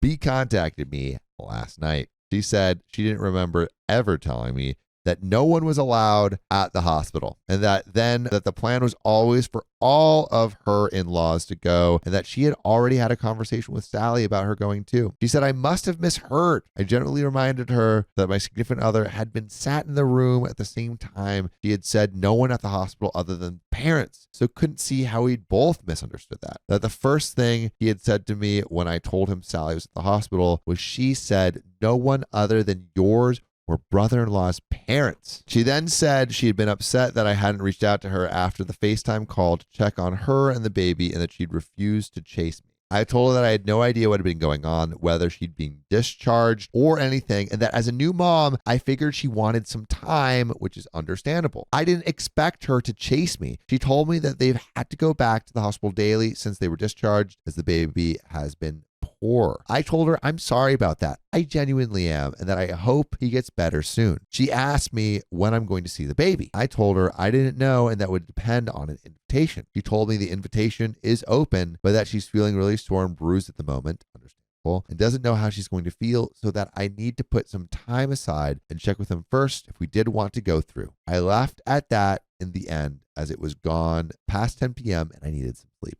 I'm honestly not too sure what to do. I spoke with my significant other last night, who laid his thoughts and feelings down, which was total no contact, but that he will support me whatever I decide to do. And we have another update. We're about halfway through. Oh, God. Another update. Give it to me. I messaged B back and told her that when she was feeling up to it, to let me know a day and we would go through. She left me on red and didn't respond. That's fine. I'm letting her get on with it. As for my mom, she's been sending messages and trying to FaceTime me. I've barely been responding to her messages. I haven't heard anything from Sally or my dad in the last 2 weeks. And this evening, my mom FaceTimed. I wouldn't have answered it, but my son was next to me and got giddy when he saw his grandmother pop up on the phone.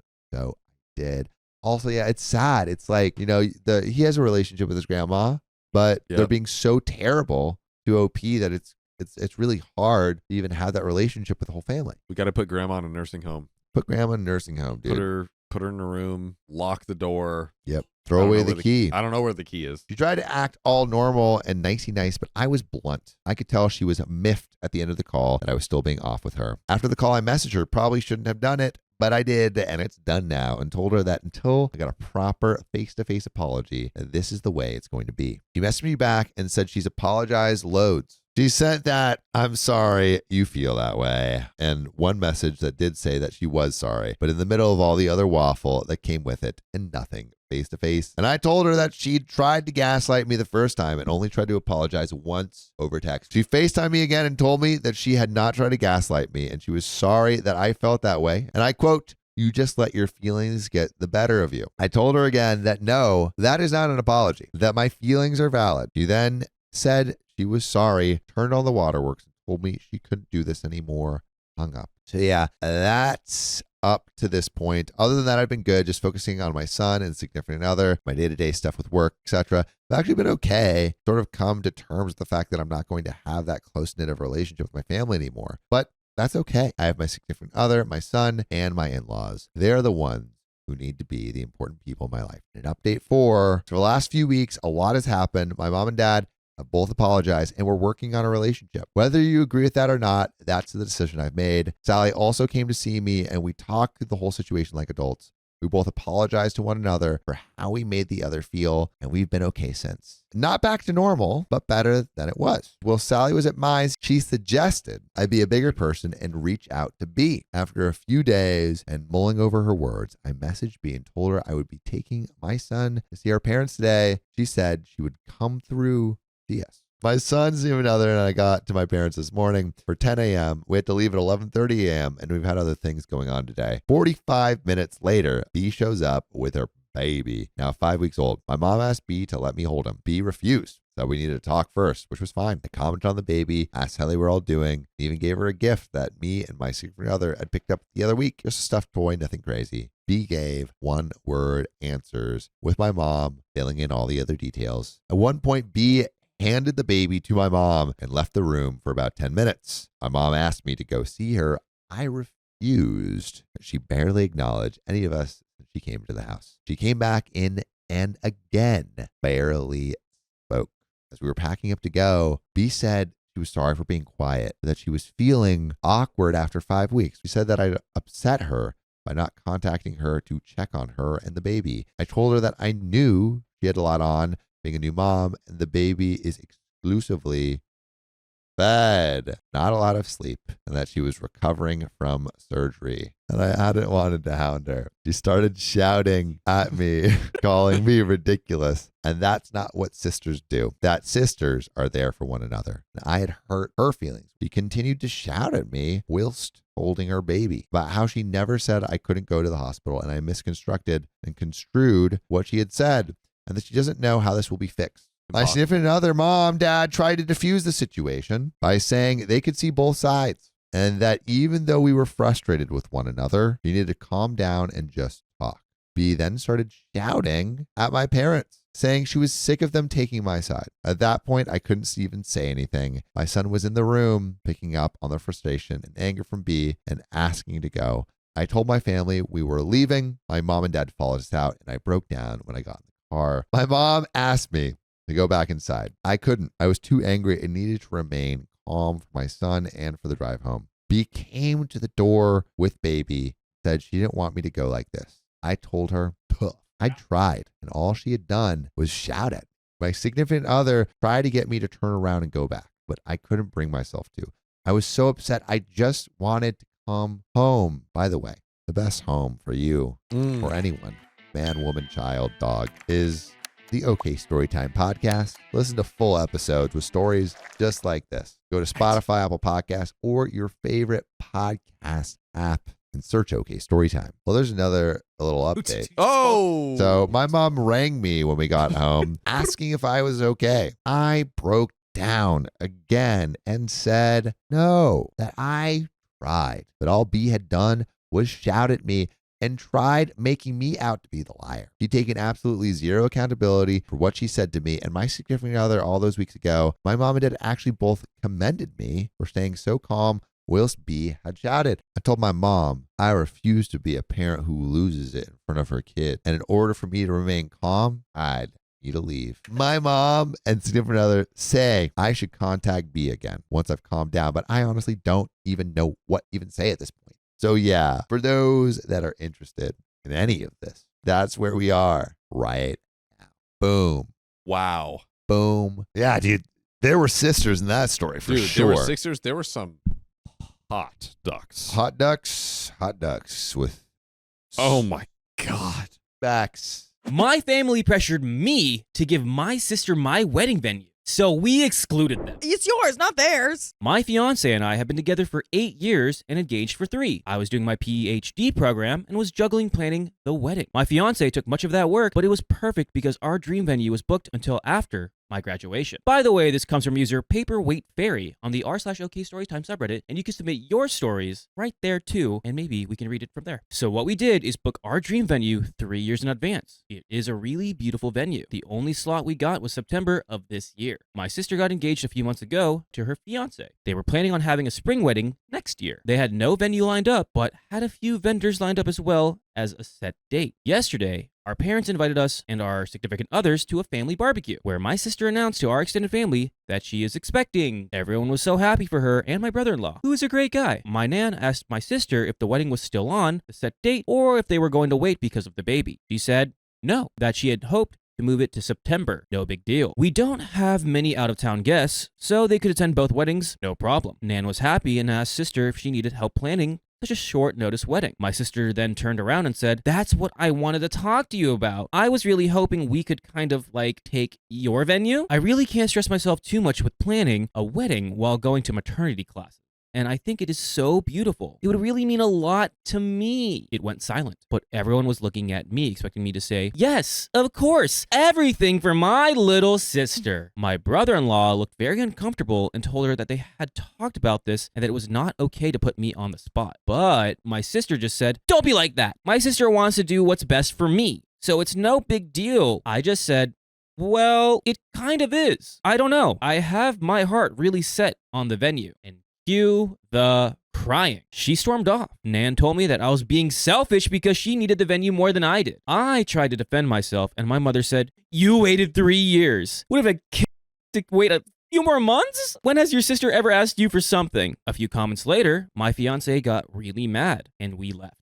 My sister called me crying and said that it was unfair that I always get what I want and that I could have done this one thing for her. Dad said it's just a venue and what matters is the person who you are marrying. He is kind of right, but we have been planning for so long. My fiance is furious with my family and doesn't even want my sister to come now. Now, my family's threatening to not come because I'm being selfish and my sister needs it more than me because having a baby is too stressful. We have an update. My brother-in-law called me and apologized for the inconvenience. He told me he had discussed it with my sister and she had told him she would not ask. He is probably mad at her now and warned me that my sister is blaming me for potentially ruining her marriage. My father sent me about 5 texts along the lines of, I hope you're happy. Your sister hasn't stopped crying since yesterday, and so on and so on. My fiance and I have decided to boot my sister from the bridal party and replace her with my aunt, who is the only family member that took my side. We have not decided whether or not we will invite my family as a whole. Furthermore, my mom took it upon herself to tell us. She called fiance's parents and told them that it would be best if my sister gets it because she is pregnant and preeclampsia runs in the family. Whatever that means. My future father-in-law told them to F off and basically ripped my mom a new one for expecting something so ridiculous and that they were going to lose me if they kept playing favorites. So my mom is now crying too and saying that my father-in-law is a butt. This is just getting so pathetic. It seems straight out of a bad soap opera. My in-laws are driving to us currently with some supper and wine and basically told me not to worry and that no matter what happens, they will be my safety net. I cried tears of happiness. And we have a second update. Wow. Another one. Another one. Gosh. Just like freaking crybabies. Just because someone is crying doesn't mean that they get what they want like this. Come on. I hate that excuse of she got pregnant, give her everything she wants. Yeah. She's first in line. So it hasn't been that long, but this post blew the heck up. I was expecting only a few answers, but the support was overwhelming. What boggled my mind is that the story flooded over to mainstream media. But let's get to the story. So since this went viral, a lot happened. This is about my sister. My sister saw this story while browsing on her Reddit account. She lost her mind. She accused me of painting her like a loony and misinterpreting facts. Some info. My sister got a wind of the situation due to various media outlets and went on Reddit. She said that I was being unfair, that she is family, and that she asked nicely because she loves me. She also underlined the fact that the opinion of internet strangers doesn't count because family's more important and I should focus on making my family happy. The only text I sent back was this. I am sorry that you perceived it in that way. I did not in any sort distort what happened. As you might notice, I didn't describe your tone nor exaggerated anything. Perhaps you have that night differently in your mind than I do, but I digress. I am sick and tired of bending to your will. My whole life, I have been your servant and your doormat. Remember all the birthdays I had to share with you because you would throw a tantrum because you didn't get any presents? Or when you cried so that I would fill out job applications for you? The thing that hurt me the most till now is when you ruined my graduation. I am done. I admit that I also spoiled you, but I will not any longer. If you want to marry so badly before your baby is born, then you could look at Hotel X that offers last-minute weddings. I've spent too much time planning my wedding to gift it to you. And if you want to ruin our relationship over this, then go ahead. I will sleep sound and safe, knowing that this wasn't my fault. She only sent me a, wow, you must love me so very much, and then blocked me. She unblocked me this morning to send me this. Wedding planner. Hello, dear. I got the message from your mother and will proceed with the rebooking of the venue on the spot. However, this will have extra cost as we have to change the names on the contract. Please come by my office tomorrow so we can sign the new contract. Sister, that's great. I'll be there at 9. Q to OP's parents. My parents haven't actually written to me since the thing with my father-in-law. My older brother, yes, I have an older brother, but he lives in another city and wasn't at the barbecue. That's why I didn't mention him. Plus, he initially could not come to the wedding because of work and changed his plans after hearing about the whole story. My brother contacted me and wanted to know what happened because he got a weird story from mom and dad. Mom had told him that I had offered prior to the barbecue to give up the venue to my sister and then I humiliated her. I told him what really happened, and he had no problem believing me. We talked a lot about our parents' behavior, and he confessed that him moving was partially due to our parents being, and I quote, crapheads to us. He told me that mom had gotten wind of the post and was mad at me for betraying my family. I haven't written to my parents what so many of you advised to do because I have come to the terms with the fact that they love my sister more than me, if they love me at all. And now let's get to the wedding. We sat together and set passwords with the majority of our vendors and also with the venue directly. We didn't talk to our planner yet, which is why the text from my sister worries me so much. Also, we canceled the catering that my parents paid for. So short term, we won't be able to get a full catering like we wanted to. But all our friends and my fiance's family will help us prepare a buffet, and everyone is going to chip in. That will be our bachelor party. As we will have to spend more on our food now, we canceled our bachelor parties and we will have a family and friends cooking session. Thank you again for helping me see how toxic my family is. I will try to sort it out. If they apologize from the bottom of their hearts, they will be allowed into my wedding. But if not, well, I still have my brother, who will be walking me down the aisle, and my aunt. And by the way, you can walk and listen to us with stories just like this. Just go to Spotify, Apple Podcast, or your favorite podcast app and look up OK Storytime. There's a little bit more to this story, but Angie. There have been so many lines throughout this whole story that are just like, oh, well, if you really loved me, you would do this. I hate this. Yeah. They're using love as like a weapon. Right. But then also it's like, well, what about you loving me? What about that? Because if you really loved me, you would let me have the venue. Exactly. So are we just agreeing that no one loves me right now? Exactly. Like, No, that is literally what I was going to say. yeah. No one seems to be on your side other than one family member, your Right. aunt, and your brother. Yeah. That's and then crazy to your me. in-laws and stuff. Well, But yeah, but anyone on OP's My side goodness. is just so anti-you. They're like, she's pregnant, she gets whatever she wants, Yeah. she's the princess. I want OP to go down to that wedding venue thing at 9 a.m. or whatever, like when the parents have to meet over there and be like, no, don't give them the venue, Yeah. because like, It's dude, weird because even the brother-in-law, like the brother or the husband of OP's sister, is just like, yeah, this was not supposed to happen. I'm sorry, but guess Wow. what? Whatever she says, Yeah. kind of goes. He's just like, crazy sister and then the parents. he's like, I can't do anything. Yeah. She's a princess, and she's the mother of my Ugh. child. Let's go ahead and finish the story. On to update number 3. We called my planner, and she was actually really horrified. She told me she had never talked to my mother since the day we went to book the venue. She assured me that even if they were to call and say that I wanted it, I had to be present and make any changes. I was gonna say, that's Good. probably in the contract too. Like, you Yeah. can't change it from under someone's nose. Yeah, especially if it's like a stranger Without that's their doing consent. this. Yeah, it's like the sister comes in. She said I could have the wedding. Right. Okay, if she's here and she says it, sure. Sure. So we informed everyone that will work for us on our wedding, and they offered to hire security for that day at a reduced price. And that is the end of the story. It just looks like they talked to the wedding planner. Yeah. Wedding planner's like, no, Right. this is good. This is okay. You They'll gotta talk to the approve. venue, but they will hire security Oh, cool. and I guess they got it for a reduced price Yeah. for that day. It's for sympathy. For sympathy. They're like, yo, this is crazy. Yeah. Oh, good. Well, that's very nice of them as that wedding venue. Yeah. Oh no, my that's goodness. that's wild. Yeah. Oh my gosh. Why do you need to change your exact wedding to whatever somebody else has? I Yeah. hate when people do that. Like, Yeah. oh, their wedding is cool. I want exactly that. Yeah. And just all of those excuses I've heard so many times, and it's the stupidest arguments. Like, Right. oh, if you loved me, you would have done this. Another one that was mentioned was the like, oh, I've never asked you for anything. And it's like, that doesn't mean I can just do whatever it you doesn't want. mean, exactly. It's that argument of, oh, could I have your window seat? Yeah. I'm pregnant. Can I have your window seat? Yeah. It doesn't Like, work like that. It doesn't work. I refuse to kiss my pregnant mother-in-law's belly. Now everyone's upset. As they should be.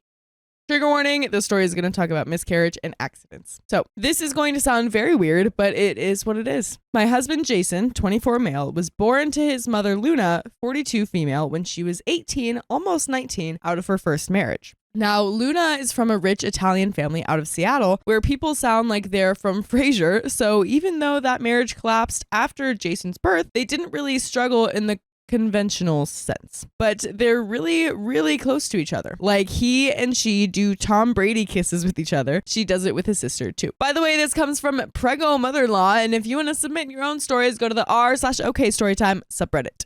So, we got married earlier in the year, but the entire time I've known Luna, it feels like she's been competing with me. Not in a way for her son's attention, I don't think, but like as a friendly rival or whatever. I don't know how to put it since it doesn't seem malicious, but like 2 years ago, she saw me doing an ab workout and she joined in and kept doing it until she was not only better than me, but had pretty good abs. That's to give you a glimpse as to our relationship. I got pregnant earlier this year, unintentional, but we decided to keep it. And I kid you not, 2 months later, Luna was pregnant too. That felt really weird to me. Who wants their kid to be older than their aunt or uncle? Real life isn't Modern Family. Almost like she wanted to be like sisters who got pregnant at the same time. I miscarried due to a really bad car crash that we were in. And in his grief, it's like Jason completely turned to Luna while I was in the hospital. When I got out, it was really, really weird. Like after visiting his mom's house, he did the Tom Brady kiss with her and then kissed her belly because apparently it's what he did when he was 3 and she was pregnant with his sister. I was freaking out when she asked me to do it too, but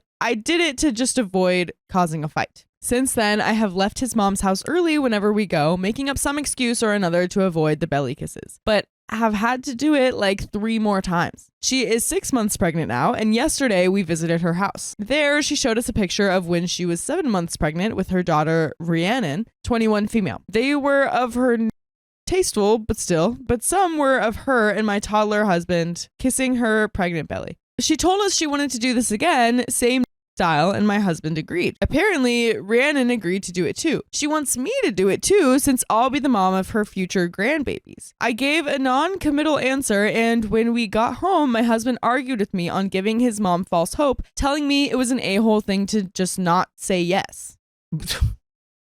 Okay, Wow. so Well, that makes him the a-hole for not being like, you can say no. yeah, He's like, you just need to say yes. What a yeah, because he can't be mad at leading her on and giving her false hope if he's not okay with the answer being no. right.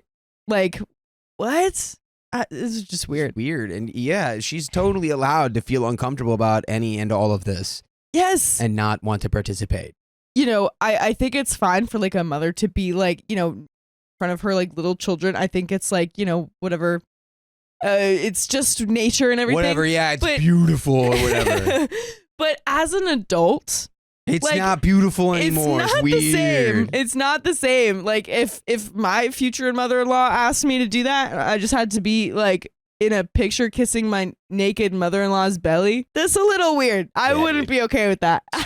Super uncomfy. Super weird. I tried to point out to him just how awkward it is and how I don't feel comfortable, but he was having none of it. He hasn't stopped talking to me, but I know he's pissed that I don't want to kiss his mom's belly. But am I the a-hole for how I went about this situation? And we have an edit. Felt like I needed to add this before it came up in every other comment. Jason and I are in therapy regarding the fact that I almost passed away in the car crash. Our baby passed away, and that my leg doesn't work anymore, and that he doesn't think he can move on. You're not an a-hole for giving a non-committal answer because I feel like Yeah. you've been made to feel like you can't say no, which is the answer you would want to give. Yeah, exactly. Belly kisses just didn't seem like a weighty enough issue given all else that we talk about there. So for all the people who are going to recommend therapy, we already go, and I will be bringing this up there. And we do have some comments, but before we get into those, do we think OP's the a-hole for being in this I mean, situation? clearly no. It's No. just like if you want to like get clarity, just start actually speaking your mind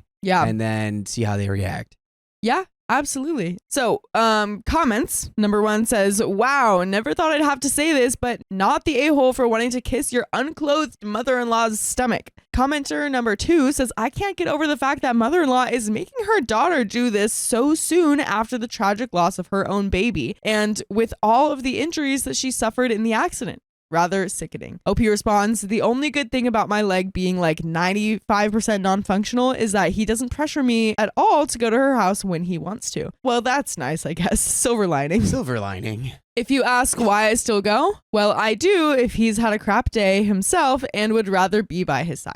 But yeah, we will be going to the therapist tomorrow, and I will point out how messed up it is, and in particular because of what we lost. I do know he'll understand that part at least. And someone else responds, and also for ditching his miscarrying wife in the hospital to go be by his mommy's side and kiss her pregnant belly instead. That would absolutely be divorce worthy for me. I'm not kidding. He would have papers served to him by the next week. She almost passed away in that car crash. Her leg was permanently injured. She lost her baby and her husband left her to be with his pregnant mommy. OP responds, I do want to clarify, he never ditched me in the hospital. He came to visit me every day, but obviously he wasn't there 24/7 because of work. And in case I wasn't there to make us food, he went back to his mom's place. He had ditched me in the hospital. Had he not been there as my crutch for my effed up leg whenever I needed him and gone to therapy, then yeah, I would have divorced him. The thing is, he's been there for me in spite of how weird his mom's gotten about this. Another person responds, sorry, he had to go to his mother's because you weren't there to cook. Can he not cook? OP says he can cook. He initially started going there because he absolutely refused to eat anything. As he told me, he felt that he hadn't appreciated my cooking enough, which made no sense because he absolutely did, and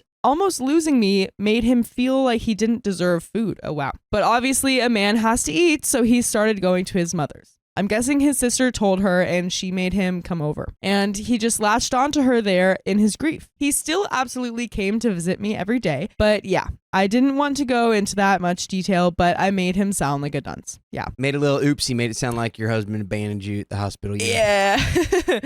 What can you do? But yeah, I would definitely not blame him for not being able to cook for himself because he's definitely going through this terrible thing as well. Right. But we do have an update. Do you have any final thoughts before we move on? I think let's just get into it. Let's just get into it. I brought the issue up in therapy. Thanks everyone for helping me give words to use and helping identifying my own pain. And I think the therapist was shocked. I pointed out how it hurt me to have to kiss a pregnant belly. It only felt like Luna was having to compete with me. Jason seemed really regretful. He apologized, and I know he was holding back tears. He promised that he'd make sure Luna never asked again. I then pointed out how odd the idea of taking tasteful nudes with his pregnant mom was. He got defensive, but at home he told me that I was right and that he'd only do the photos if she was clothed. Still weird, but progress. I also got him to agree that we wouldn't be having kids until we were 100% sure that Luna couldn't have kids anymore. Wow. Unfortunately, 2 days later, my leg's condition got worse. I woke up, tried to stand, and fell, screaming and crying. I got hospitalized for 2 weeks and then had inpatient physical therapy for 3 weeks. During this time, Jason regressed back to his mom. The photo shoot was taken and Luna texted me the pictures. She wasn't nude and there were no belly kisses, but it was sheer and uncomfortable, especially with my meds. Honestly, I started Googling divorce stuff until a nurse put my phone away. Oh wow. After I went back home, it just didn't feel right with Jason anymore. It was like Luna won and had replaced me. I guess he realized it wasn't working and those photos were the last straw. So after a week, he asked for a chance, but said if divorce was what I wanted, he'd go for it. I told him I did because he wasn't the man I married anymore and I didn't think he could go back. He just said, okay, and was kind of frozen as we started the process. Whoa. I feel like that really just escalated fast. I mean, it can seem that way, but losing a child and then becoming physically disabled and then also your husband is now seeking comfort from his own mother who's kind of way young because she had him when she was 18 and she's pregnant at the same time. That is so much to put on top of a marriage. Yeah. It makes perfect sense to me that I think it ended with divorce. I guess I'm just confused why like it seems like it was working out with going to therapy. It seemed like, he apologized. He, came to the realization that it was weird to pose with his mother. But I think I'm confused why the fact that he still took pictures was like the last straw and why that did it. I think it all comes back to the kid. It all comes back to the loss and that his mom's pregnant. And that there's it's the pregnancy being a thing. And that she was just like, this is weird. And he never saw it was weird. Now it's just like, be true too. It's like, do you want to date a little mommy's boy? Yeah. That would make sense. But, oh, man. Yowza. But, what else makes sense is you going to Spotify, iHeartRadio, or Apple Podcasts to search OK Storytime. Because you know what you're going to find there? You're going to find full episodes with more stories just like this one. Just search us up. Wow. It makes so much sense. Wow. But there is a little bit more into the story. I'm just going to jump right into it. All right. But then I had a bad fall when I stupidly tried to go down the stairs alone. I hate my leg. And the way he took care of me was like he was himself again. I asked if he still wanted another chance, and he said he did, but didn't think that he could do it here. He asked if I'd be willing to move somewhere far away from his family and leave them behind so we could focus on us. Oh wow. Brother, my guy, did you know that your problems will follow you wherever you go? What? Yeah, it's not No. really just that your family exists near you. It's that all of this stuff has happened. Yeah. That will follow you. And I said yes because I was planning on leaving as soon as we divorced. We're moving to Albuquerque because his mom can't go there, and I got a referral to a treatment facility that will help. Honestly, these last few days before we leave for our new life have been just like my old life, except I have a 95% bum leg now, and it's been great having the man I love back. I don't know much about New Mexico, but I'm excited. All right, it's real dry. It's a little dusty. Yeah. It's pretty windy. I hope you like rock climbing. Well, I mean, she can't with the leg. So, well, but that is the end of that story. Yep. My husband refuses to change diapers because it's gross. Also, there's a trigger warning here for miscarriage. So if you don't want to hear anything about that, do not listen to this story. Here we go. My husband, 23 male, and I, 22 female, have a beautiful 8-week-old daughter. He seemed somewhat excited to be a dad throughout my pregnancy, but I feel like maybe he wasn't as excited as I thought or hoped. By the way, this comes from user Crochet19, and if you want to submit your own stories, go to the r/OK Storytime subreddit. So, we had a miscarriage in November of 2023, and he seemed more excited during that pregnancy than he did this time. Throughout the pregnancy, he would say he's excited, but that he doesn't want to change diapers because it's gross. I had to talk with him about how I understand why it can be intimidating, because he's a man and she's a baby girl and she has different parts than he does, and it can feel intimidating to clean those parts correctly because he's never changed a diaper before. I reassured him that I would be here to help and show him what to do. He even practiced putting a diaper on a stuffed teddy bear before I had the baby. I thought he would get over it after I had the baby, but he did not. He refuses to even be in the room while I change her. Every time I bring it up and ask, so when do you want to start changing her diaper? He just says, we're doing this again? I do not regret having my baby. I have always wanted a baby and was definitely ready, but I feel like he was not. Am I overreacting? How can I talk with him about this? Edit. I asked him, what's so gross about changing diapers? And he said, everything. The different parts, and then kind of trailed off like there was more to that sentence than what was said. He said that she's never away from me, so why should he have to do it? He said, why would I take her from you to change her and then bring her back when you could just do it? And I said, because you're her dad. Yeah. What if something happened to me? Or what if I had to leave her with you for an hour or two? She's gonna stay in her diaper, I guess. That's crazy. It's just weird. That's wild to me. I feel like everyone should change a diaper before they have a kid. He says, at that point, he would look it up on YouTube and wouldn't leave her sitting in a soiled diaper. Relevant comment number 1, not overreacting. I think you need to keep pushing him. I'd start by digging into what he thinks is gross about it.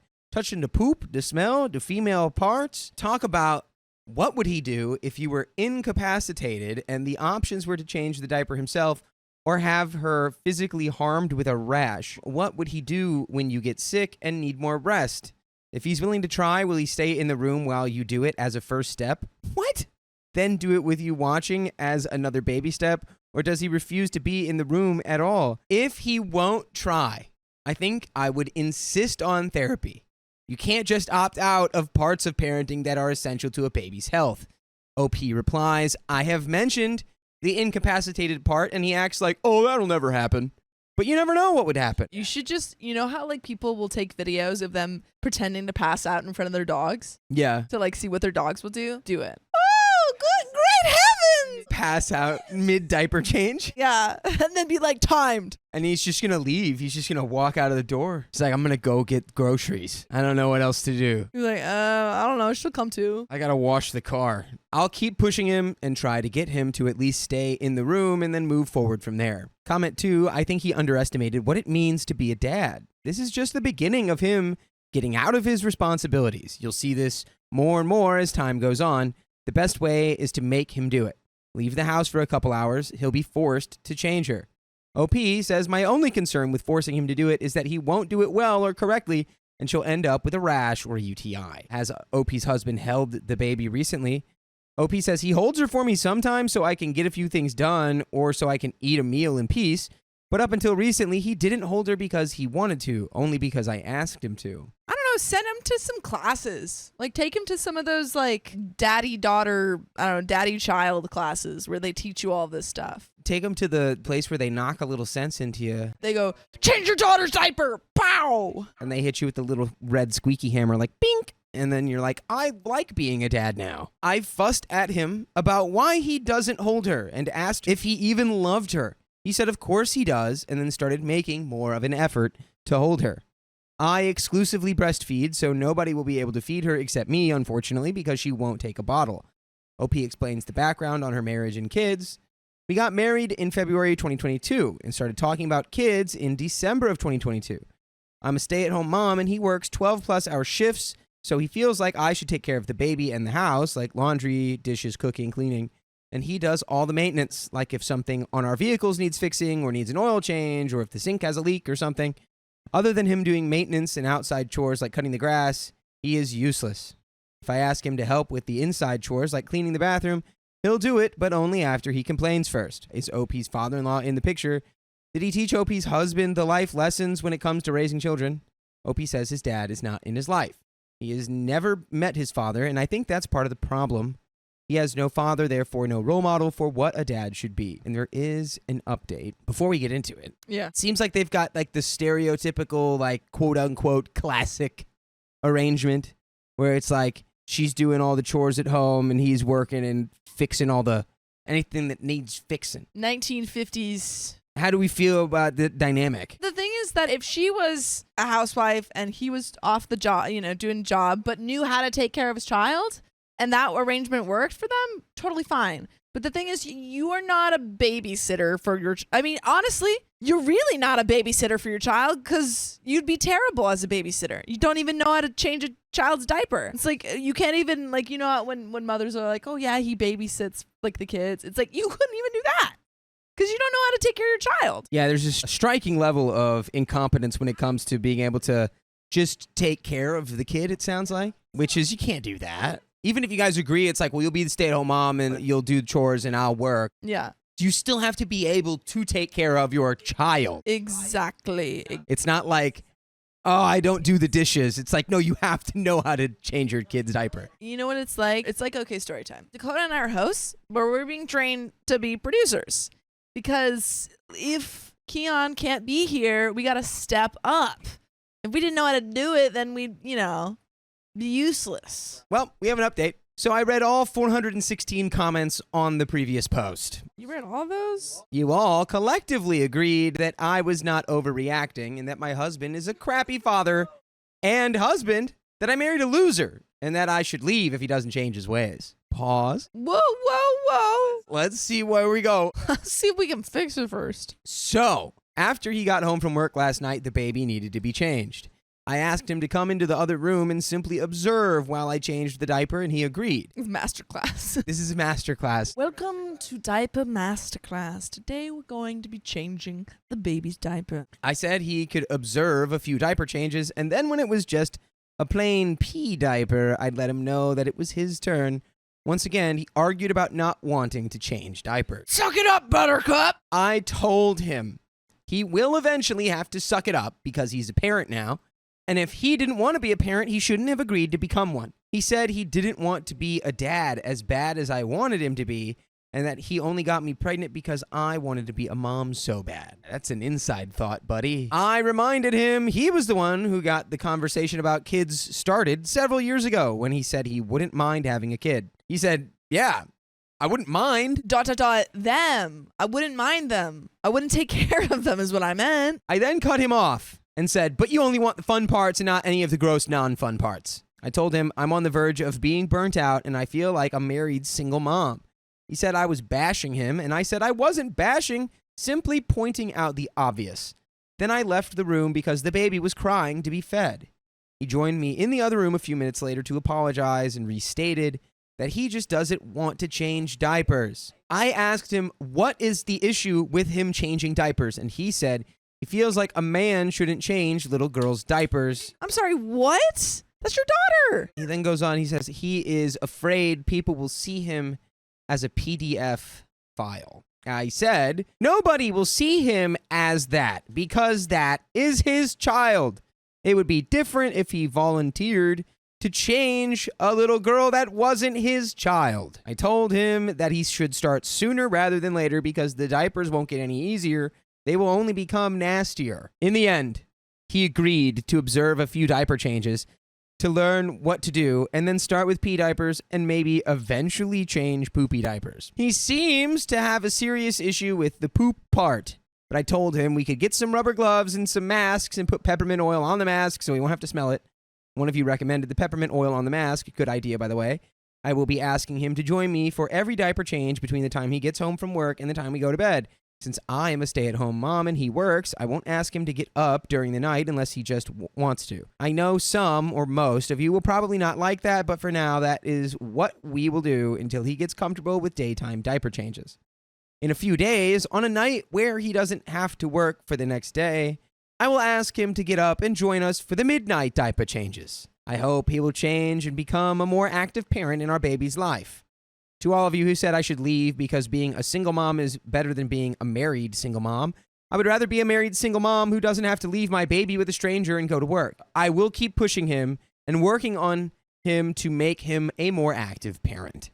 And by the way, you can be an active listener to full episodes with stories just like this on Spotify, Apple Podcasts, iHeartRadio, wherever you listen to podcasts. Just search OK Storytime. Search it up. Wow, man. I saw a comment earlier that was asking if he had ever had a dog. And I think that is actually kind of or any sort of pet. And that is kind of a good question to ask because has he ever had to pick up poop? I used to almost cry when I had to pick up my dog's poop. When I was a kid, I'd put it off and then it's I'd have to pick up a week's worth of it in the backyard.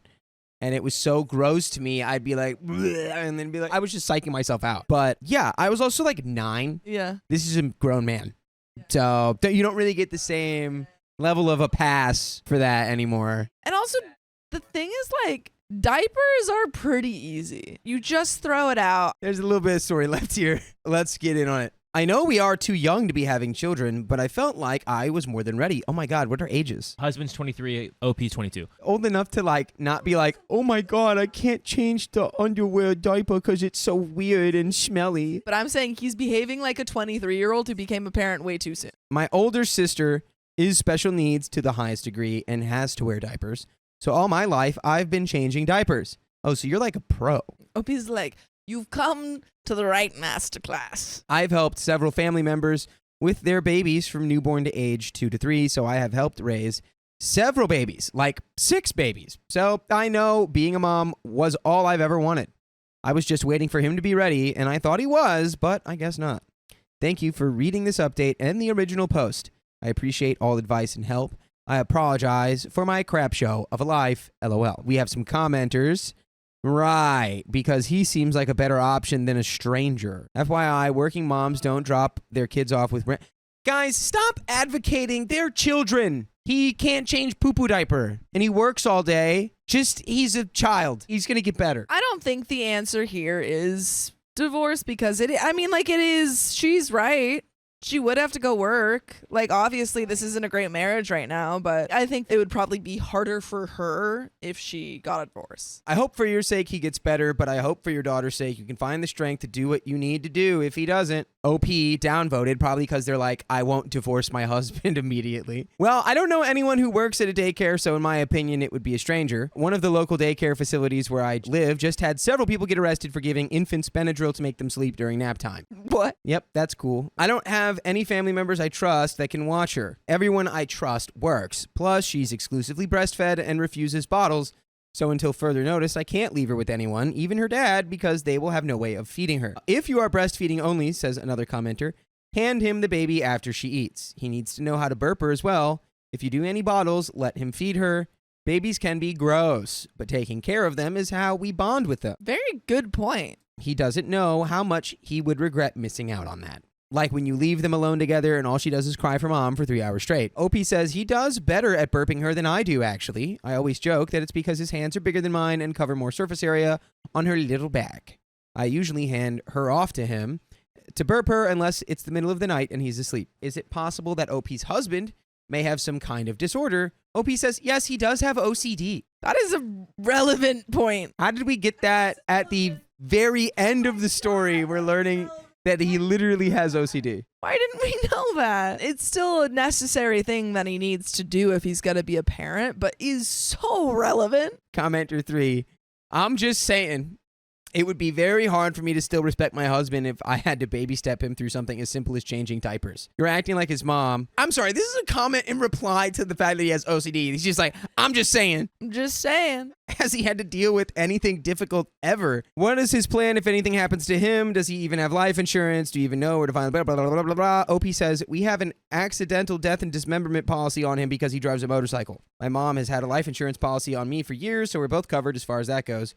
We've not discussed it much because he is convinced nothing will happen. I will discuss it with him more and get back to you on that. That's the end of the story. The thing is, y'all need counseling for new parents. Yeah, I refuse to have my brother's pregnant girlfriend in my wedding photos. She's not family. And neither is the child inside of it. I got married last weekend. I'm still so pissed off at what my brother did. He took all of the attention off me and my husband. Normally, I don't feel the need to be the center of attention, but this was my freaking wedding day. I feel like it's all anyone was talking about during the wedding, and now it's like the main thing any of them even remember from the entire thing. By the way, this comes from Available T7528, and if you want to submit your own stories, go to the r/OKStorytime subreddit. It was a destination wedding within the US, so nothing crazy. We kept the guest list to our families, immediate and extended, as well as closest friends. My parents paid for our immediate family to arrive about 5 days ahead of time. So it was my parents, my sister, and I initially, and my brother arriving a few days later. We knew my brother was bringing a date. No big deal. He said he was just bringing a girl from school. He didn't even call her his girlfriend officially. My parents showed up at the airport to pick my brother up, and there he was, hand in hand with an obviously pregnant girl that none of us had ever met. My parents were obviously taken aback. My brother greeted them like everything was normal, according to my mom, and my parents didn't really know what to do or say. Then he just said, "Surprise!" My poor mom almost fainted and claims my dad yelled out, "What the F have you done?"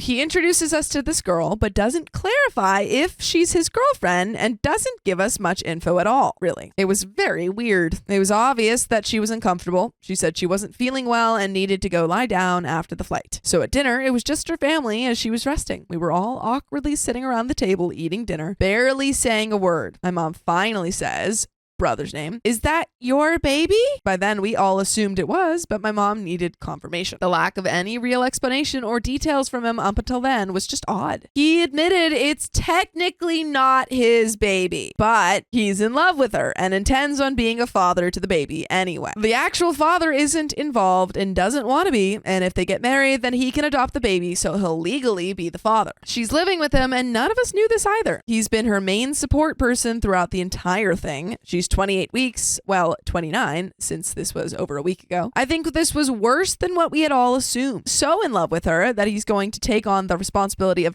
her child and marry her. Yet we've never even heard of her. He said he's mentioned her quite a few times. Well, maybe he's mentioned her name in passing, not to me, maybe to my parents, but never said she was his girlfriend or pregnant. None of us understand. He's 21, about to graduate college, planning to enter law school next, and he's an attractive guy. Why would he do this? My parents, especially my mom, were stressing out about it all weekend long throughout my entire wedding weekend. It was like my wedding became an afterthought. All my parents could talk about was how to make my brother change his mind about this girl. Then, when the wedding photographer was taking family pictures, he wanted her in them. That was really the breaking point for me. She isn't family. None of us knew about the relationship, and we met her 2 days prior. She shouldn't be in our official family pictures from my wedding. It's like, forget the bride and groom, look at the random heavily pregnant woman hitching herself to my brother. No. I told him no. I refused to let her be in the photos. My mom made me allow her to be in one picture, but said, we don't have to buy that one or put it on display anywhere. It just made my blood spoil. Anyway, I don't think he should have brought her. There was no reason to bring her to my wedding, especially without warning. I mean, it's all my side of the family could talk about. And he was reticent to even correct them about it not being his baby. He said that's because it was awkward for her to have to explain the full scenario to everyone. So he just let people think what they wanted. Why didn't you explain it before you came to this wedding? It was all just so that he could use the word reticent Exactly. within right. context. Because he wouldn't at least say something. Everyone was gossiping and wondering about it the whole time. I'm posting this because I'm upset that several friends and even my own mom are telling me I'm just overreacting and I just need to accept it. When I told a group of my coworkers about it after the fact, they weren't at the wedding, they agreed with me and thought what my brother did was absolutely insane and rude. And consensus, OP is not the a-hole, and people are saying that the brother did that at OP's wedding to divert attention from or to him. And there are some comments and an update. Had the brother introduced her at home, his parents might have completely lost their crap on him. At OP's wedding, he thought his parents would be focused on the wedding and their response would be muted. I would be pissed too. It probably wasn't about wanting attention as much as it was about using your event. Your parents couldn't make too much of a stink about his situation because that would ruin your wedding. And it also enabled him to push for rapid acceptance, which is why he wanted her in the pictures. From his perspective, he's now past the most awkward part of telling everyone and getting her included, and nobody could argue too much because it would have disrupted things for you. And another person says, not the a-hole, weddings aren't a place to make announcements or give surprises, unless it's the bride and groom doing the announcing. I agree with some of the other commenters that think he was using your wedding as a shield so that no one could really blow up at him. I feel bad for the poor girl though. Your brother was such a coward that he had to drag her on a plane just to introduce her to his family. I imagine she felt the tension and won't entirely feel welcomed into the family now that you all know the baby isn't your brother's. I don't think I would have attended your wedding if I was the pregnant girl because no one in your family even knew about her. Your wedding was not a good place for introductions or getting to know each other, unless your bro never told the girl that none of you knew about her. I can't help but feel there's more to this on your brother's behalf. I mean, who does that? I agree about the wedding photos, but your mom was correct to have one photo with her in it in case she is a permanent family member. Don't let this overshadow your wedding day. Wedding days are important, but not near as important as the decades that follow. And OP responds, I'm not looking for attention. I'm looking to vent and see if most people would feel the same way if this happened to them. I'm frustrated that several friends are telling me it's not a big deal, as if they wouldn't be upset if this happened to them. It's not that I was mad about him bringing somebody I've never met before. I didn't expect him to bring a pregnant girlfriend. And now he basically plans to become a father and husband and then ask for her to be included in the wedding photos. Even if she wasn't pregnant, I think it'd be weird and rude to request for his girlfriend, who none of us knew, to be included. Just because I was fine with him bringing a date that we'd never met doesn't mean I was fine with the rest of it. He could have told us ahead of time at the very least. OP says, I am concerned about him ruining his life. It's almost all my parents could talk about all weekend. We all think he's insane and that this will be a gigantic mistake. In her defense, she seemed very uncomfortable the entire time, and I don't think she wanted to be there. I think my brother may have forced this on her as well. I don't think I would have been so upset about her presence if we had just known ahead of time. He had months to tell us what was going on. There's no reason he had to spring it on us and our entire family at our wedding. He's 21. This decision could affect the entire trajectory of his life. It's like he's cleaning up somebody else's mistake, and he's going to suffer because of it. He's the youngest child. He definitely gets his way more than my sister and I ever could. Anything he does usually gets forgiven. This is a big thing to forgive, though. This is a big one for the parents. Well, this is why you do a secret wedding, folks. If he wasn't 21 and still in college, I might feel differently regarding his decision. I wouldn't feel differently about the way we found out, but I might be more supportive in general if circumstances were different. I don't think he did it to be malicious. I don't think he thought about what he was doing to me. He also hasn't apologized, though. If after being told something you did was rude and hurtful, at least own up to it. Yeah, he's basically a baby himself still and is not prepared to be somebody's dad. He said they were friends for 2 years, but it didn't turn romantic until after she was pregnant. Yeah, it was still a beautiful ceremony and everything else went exactly as I wanted. Somebody comments it must have been a prank. to not have admitted that by now, he'd truly have to hate me. That would almost be worse because it'd mean he intentionally planned to do this to me. I'm at least giving him the benefit of the doubt that he didn't fully realize what this would do to me as the bride. He's 21 and he's had a string of girlfriends going back to probably about 5th grade. He almost always has a girlfriend. The seriousness of some/most of these relationships is questionable, but that's to be expected for his age. If I were her, I would have absolutely refused to attend. My parents pay for where he lives and for where his girlfriend is now apparently living. I asked them if they were going to stop paying, and they said, well, we can't make them homeless. They also paid for a huge chunk of his college tuition. They paid for a small fraction of my tuition and told me if I wanted to move out of the dorms, I would have to pay for that myself. I did move into my apartment with a boyfriend eventually, but my parents didn't help me out. My mom criticized me for living with my boyfriend without being married, and we couldn't even afford furniture. They say they were just in a better financial position by the time my brother went to college, and they admitted they should have helped me more and just didn't realize. They learned from their mistakes and decided to do things differently once my brother went off to school. But they did pay a lot for my wedding. My husband and I also contributed financially to the wedding. And responding to another comment, I didn't think I had any reason to request to meet his date prior to the wedding. He literally said he was bringing a girl from school. Like, that's a bridezilla requiring a visual inspection of all wedding guests prior to the big day. Plus, it wasn't a huge guest list. I wouldn't call it an intimate guest list, but it was mostly my extended family and his extended family and a small group of very close friends. So about half of the people there were my family, who were all very surprised and curious about what was going on with my brother. Some people even asked me at the reception. He asked us not to tell anyone the truth about him not being the father. I respected that. Well, I told my friends, but I didn't tell anyone in our family. Even though I was annoyed, I still followed his wishes. He knows our parents well enough to know that's how they'd react. That's probably a big reason he didn't tell them about all of this sooner. I don't know how aware she was of the fact none of us knew anything about her. I wasn't going to make her stay back at the house. I'm not that rude, even if I was upset about it. I didn't even tell her directly that I didn't want her in the pictures, and I wouldn't have said that to her face. She didn't even seem like she wanted to be in the pictures. She seemed very uncomfortable. She was 28 weeks pregnant, and very obviously so. It wasn't a case of anyone blurting it out. Why OP didn't disinvite the girlfriend? I'm just not the type of person who would do that.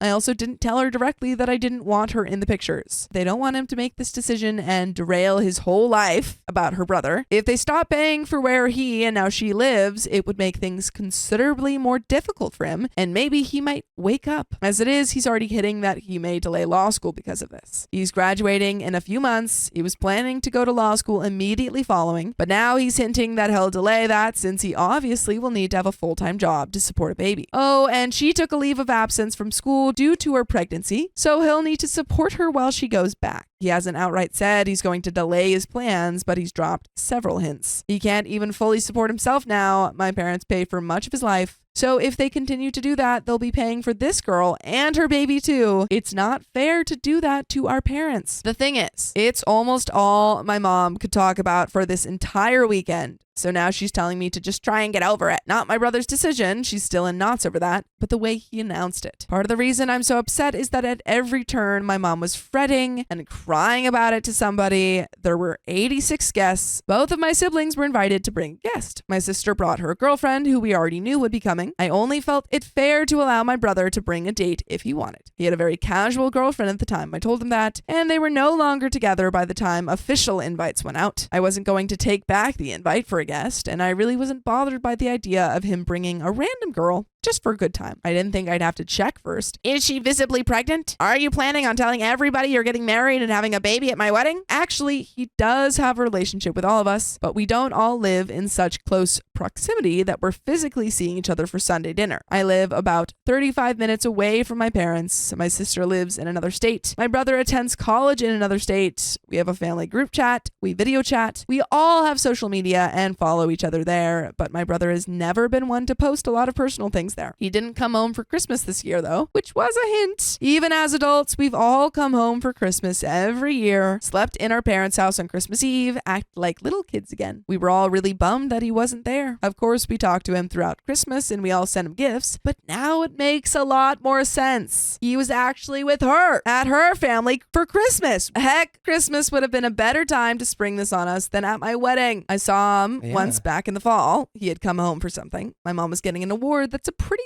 big deal in the industry, and he came home to surprise her for that. But he never said a word about what was going on. Seemed like everything was completely normal. He was just focusing on school and just same old, same old. She's the girlfriend, also 21, and looks even younger. Very pretty girl, also very vulnerable looking, to the point where I would never have been able to say anything rude to her face. I can see why he fell for it, hook, line, and sinker, but he's sinking with his heart and with what's between his legs and nothing in his actual head. Would it be totally inappropriate for me to give him a shirt that says "In My White Knight Era"? And there is an update 4 months later, but what do you think? I think this is like it's starting to turn into a place that I'm like, what are we really? Yeah, what are we mad about? Are we denigrating our brother for being like, I will take care of this fatherless child with my girlfriend that I love? Because the thing that is last that it's thing not. It's I kind of understand where Opie's coming from, because if I had a friend who was at